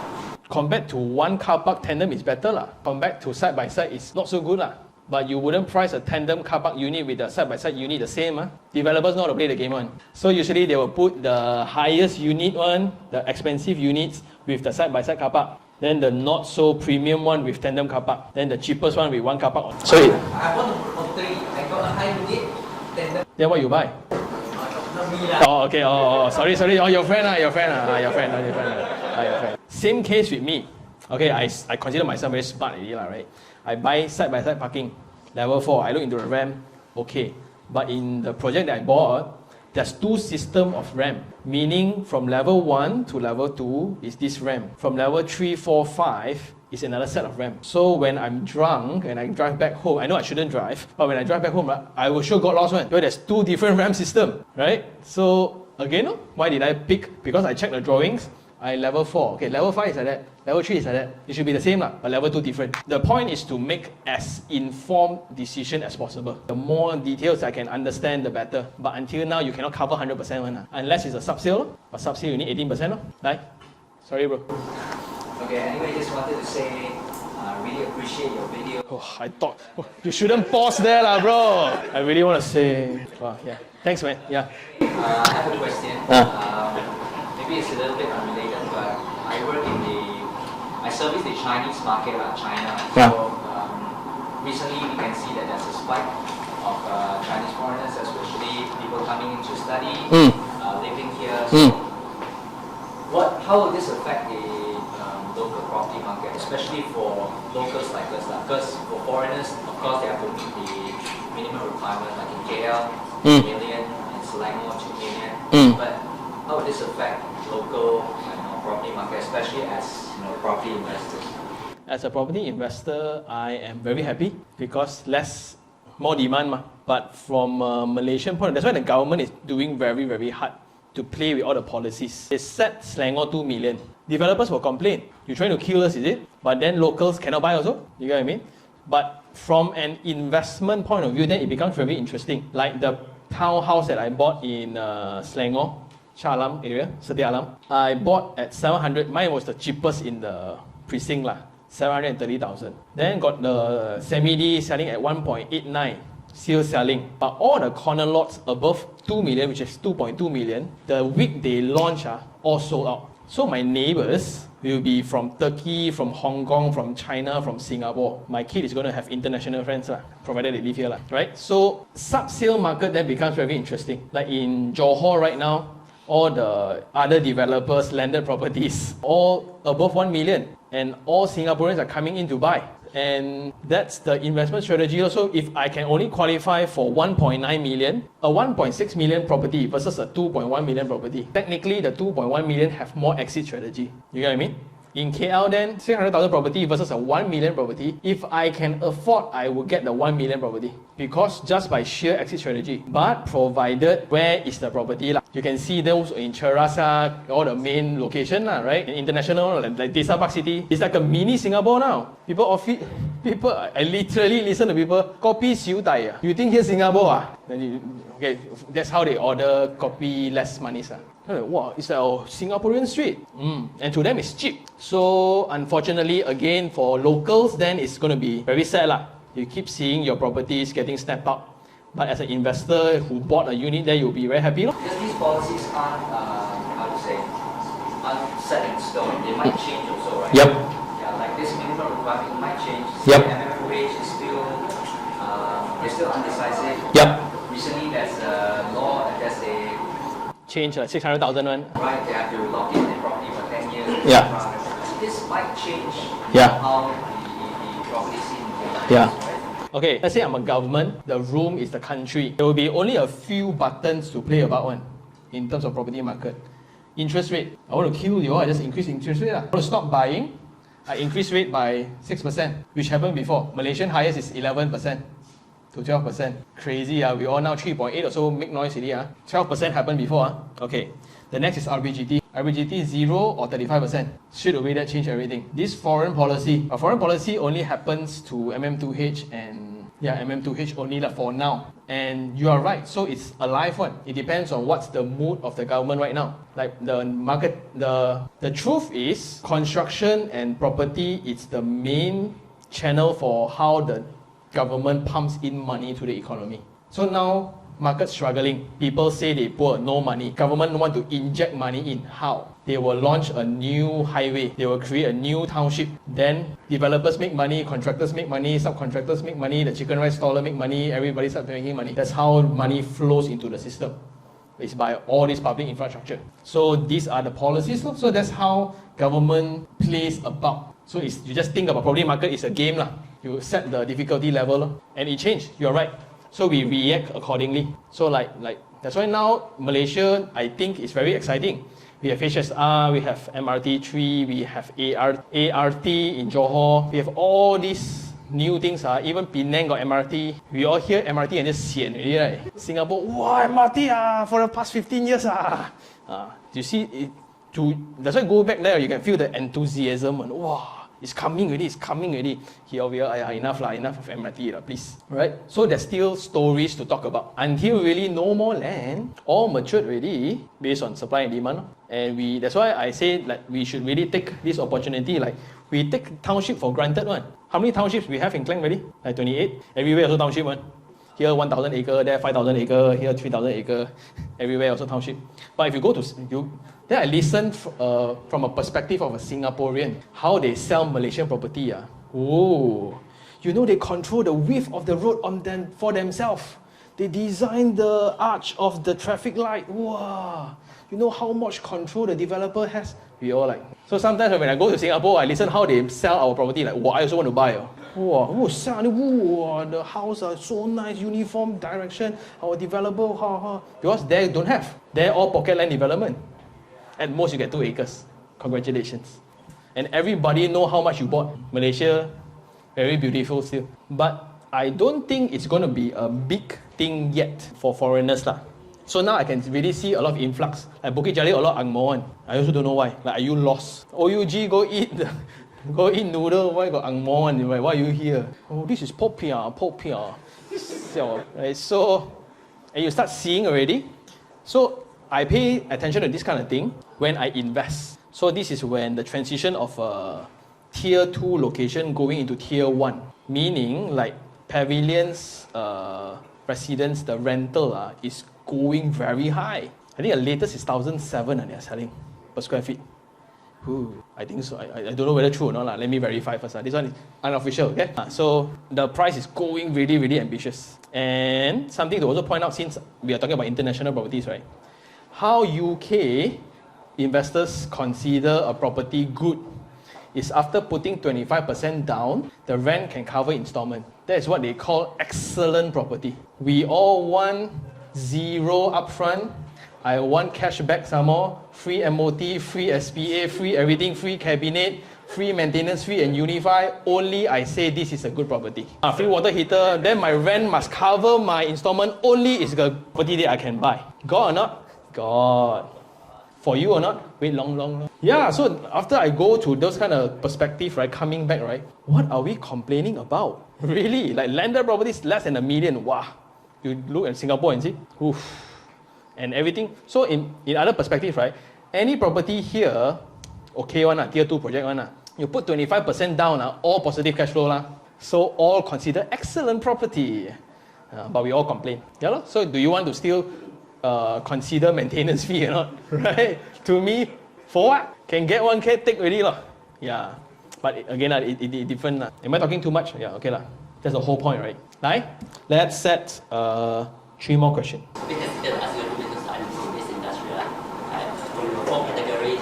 New projects, sales options, and bulk purchase. So I realized that you already talked about the options. What's your true opinion on the level of what is your true opinion on options? What's my true opinion for auction? I feel like the awareness is a bit low. That's why we always have like a very good price because the is not that high yet. Yep.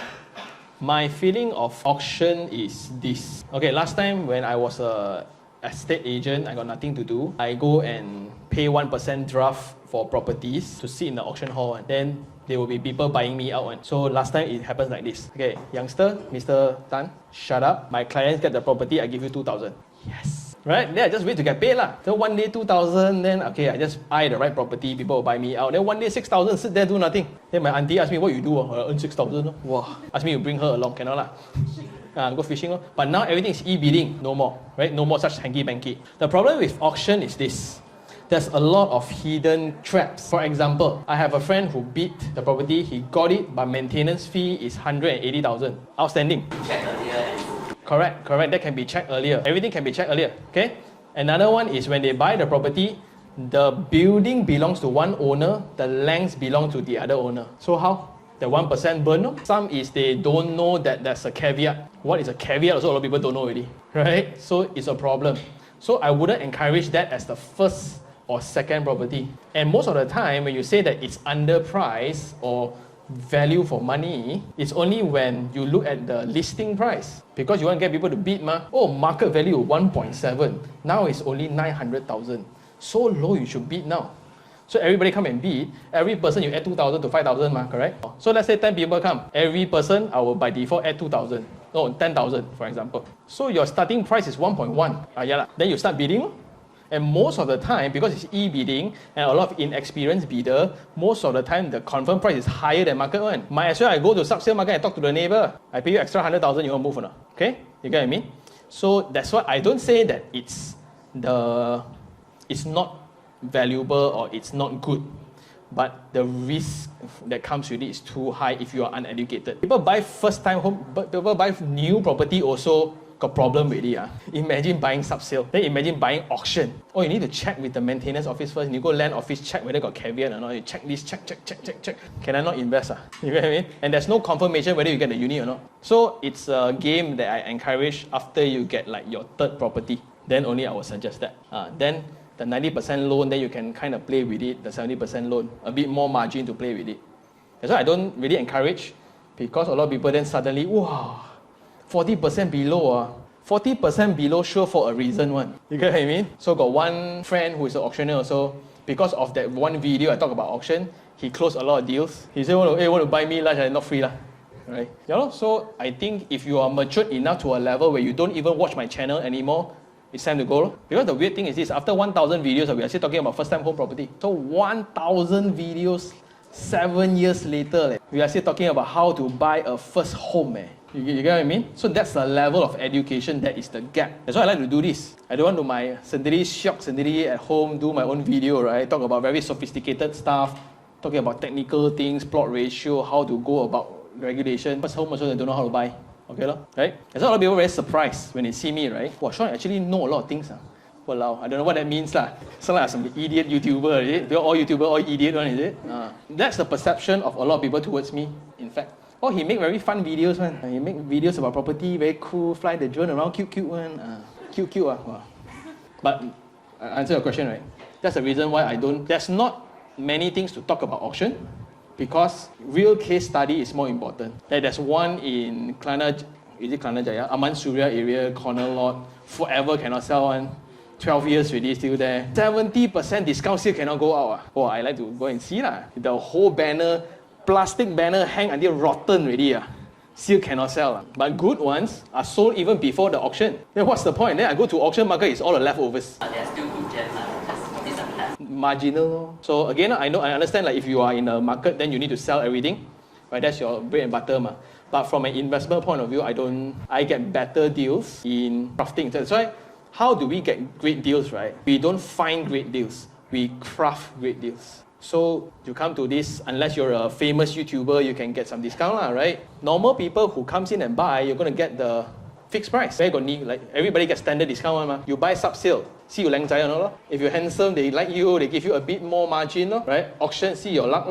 Bulk purchase, then I get to negotiate. So see your capacity. Oh, great question. Like? How does one location of tier 2 can actually become tier 1, or maybe tier 3 become tier 2? Or is it possible like from tier 1 location to really drop down? Drop down we haven't seen any, right? But Desa Park City is a classic example where tier 3, boom, tier 1. Desa Park City is one weird phenomenon. Technically it's Panjarara, Sri Bintang, right? Okay. A lot of people don't like it when I say this, but last time the Isan landed house do story is like 400,000 only. Really, that's why they sell their price 500 over thousand, but now it's about 2.3 million. So what drive that, don't know, right? But what I can see is this from an observation point of view. That area has been surrounded by extremely high population. Why I like Bukit Jalil, right? It's because it's surrounded by 3 of the most highest dense population. Puchong, OUG, Kuchai Lama. Then this Bukit Jalil is like a leftover kind of thing, like what happened, right? Desa Park City the same, Setia Alam the same. So there's only 2 unicorns that I think in the market of property in Malaysia lah. Okay? One is Setia Alam, Setia Eco Park, and the other is Desa Park City.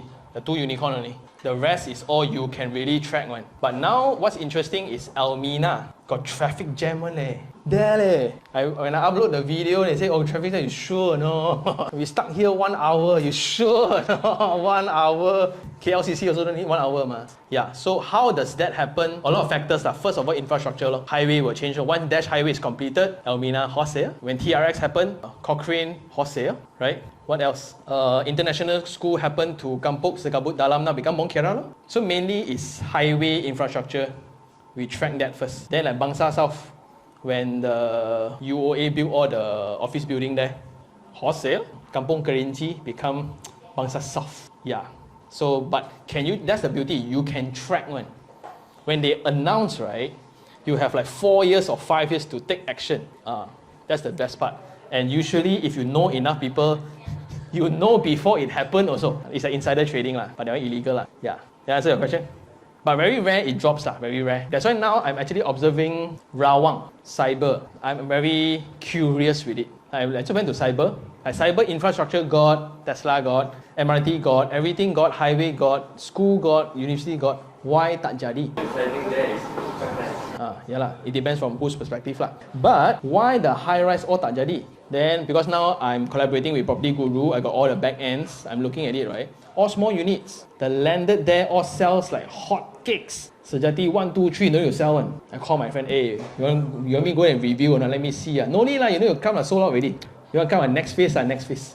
So very interesting. Like all the landed properties in Cyber all selling very, very well. Putrajaya, if you calculate the average price per square feet for the landed, right, is atas location. Very atas. But do we talk about it? No. Maybe there's a reason why people don't talk about it. I don't know. So let me go and find out a bit more lah. And for Rawang also now, like shop lots in Rawang not cheap also. I thought last time I cannot make money go Rawang lo. Now also Rawang also cannot go already. Need to go further already. So that's why I fly drone every day. That's why I document so many projects every day. So looking back right now, if we look back in episode 21, I don't know what episode lah.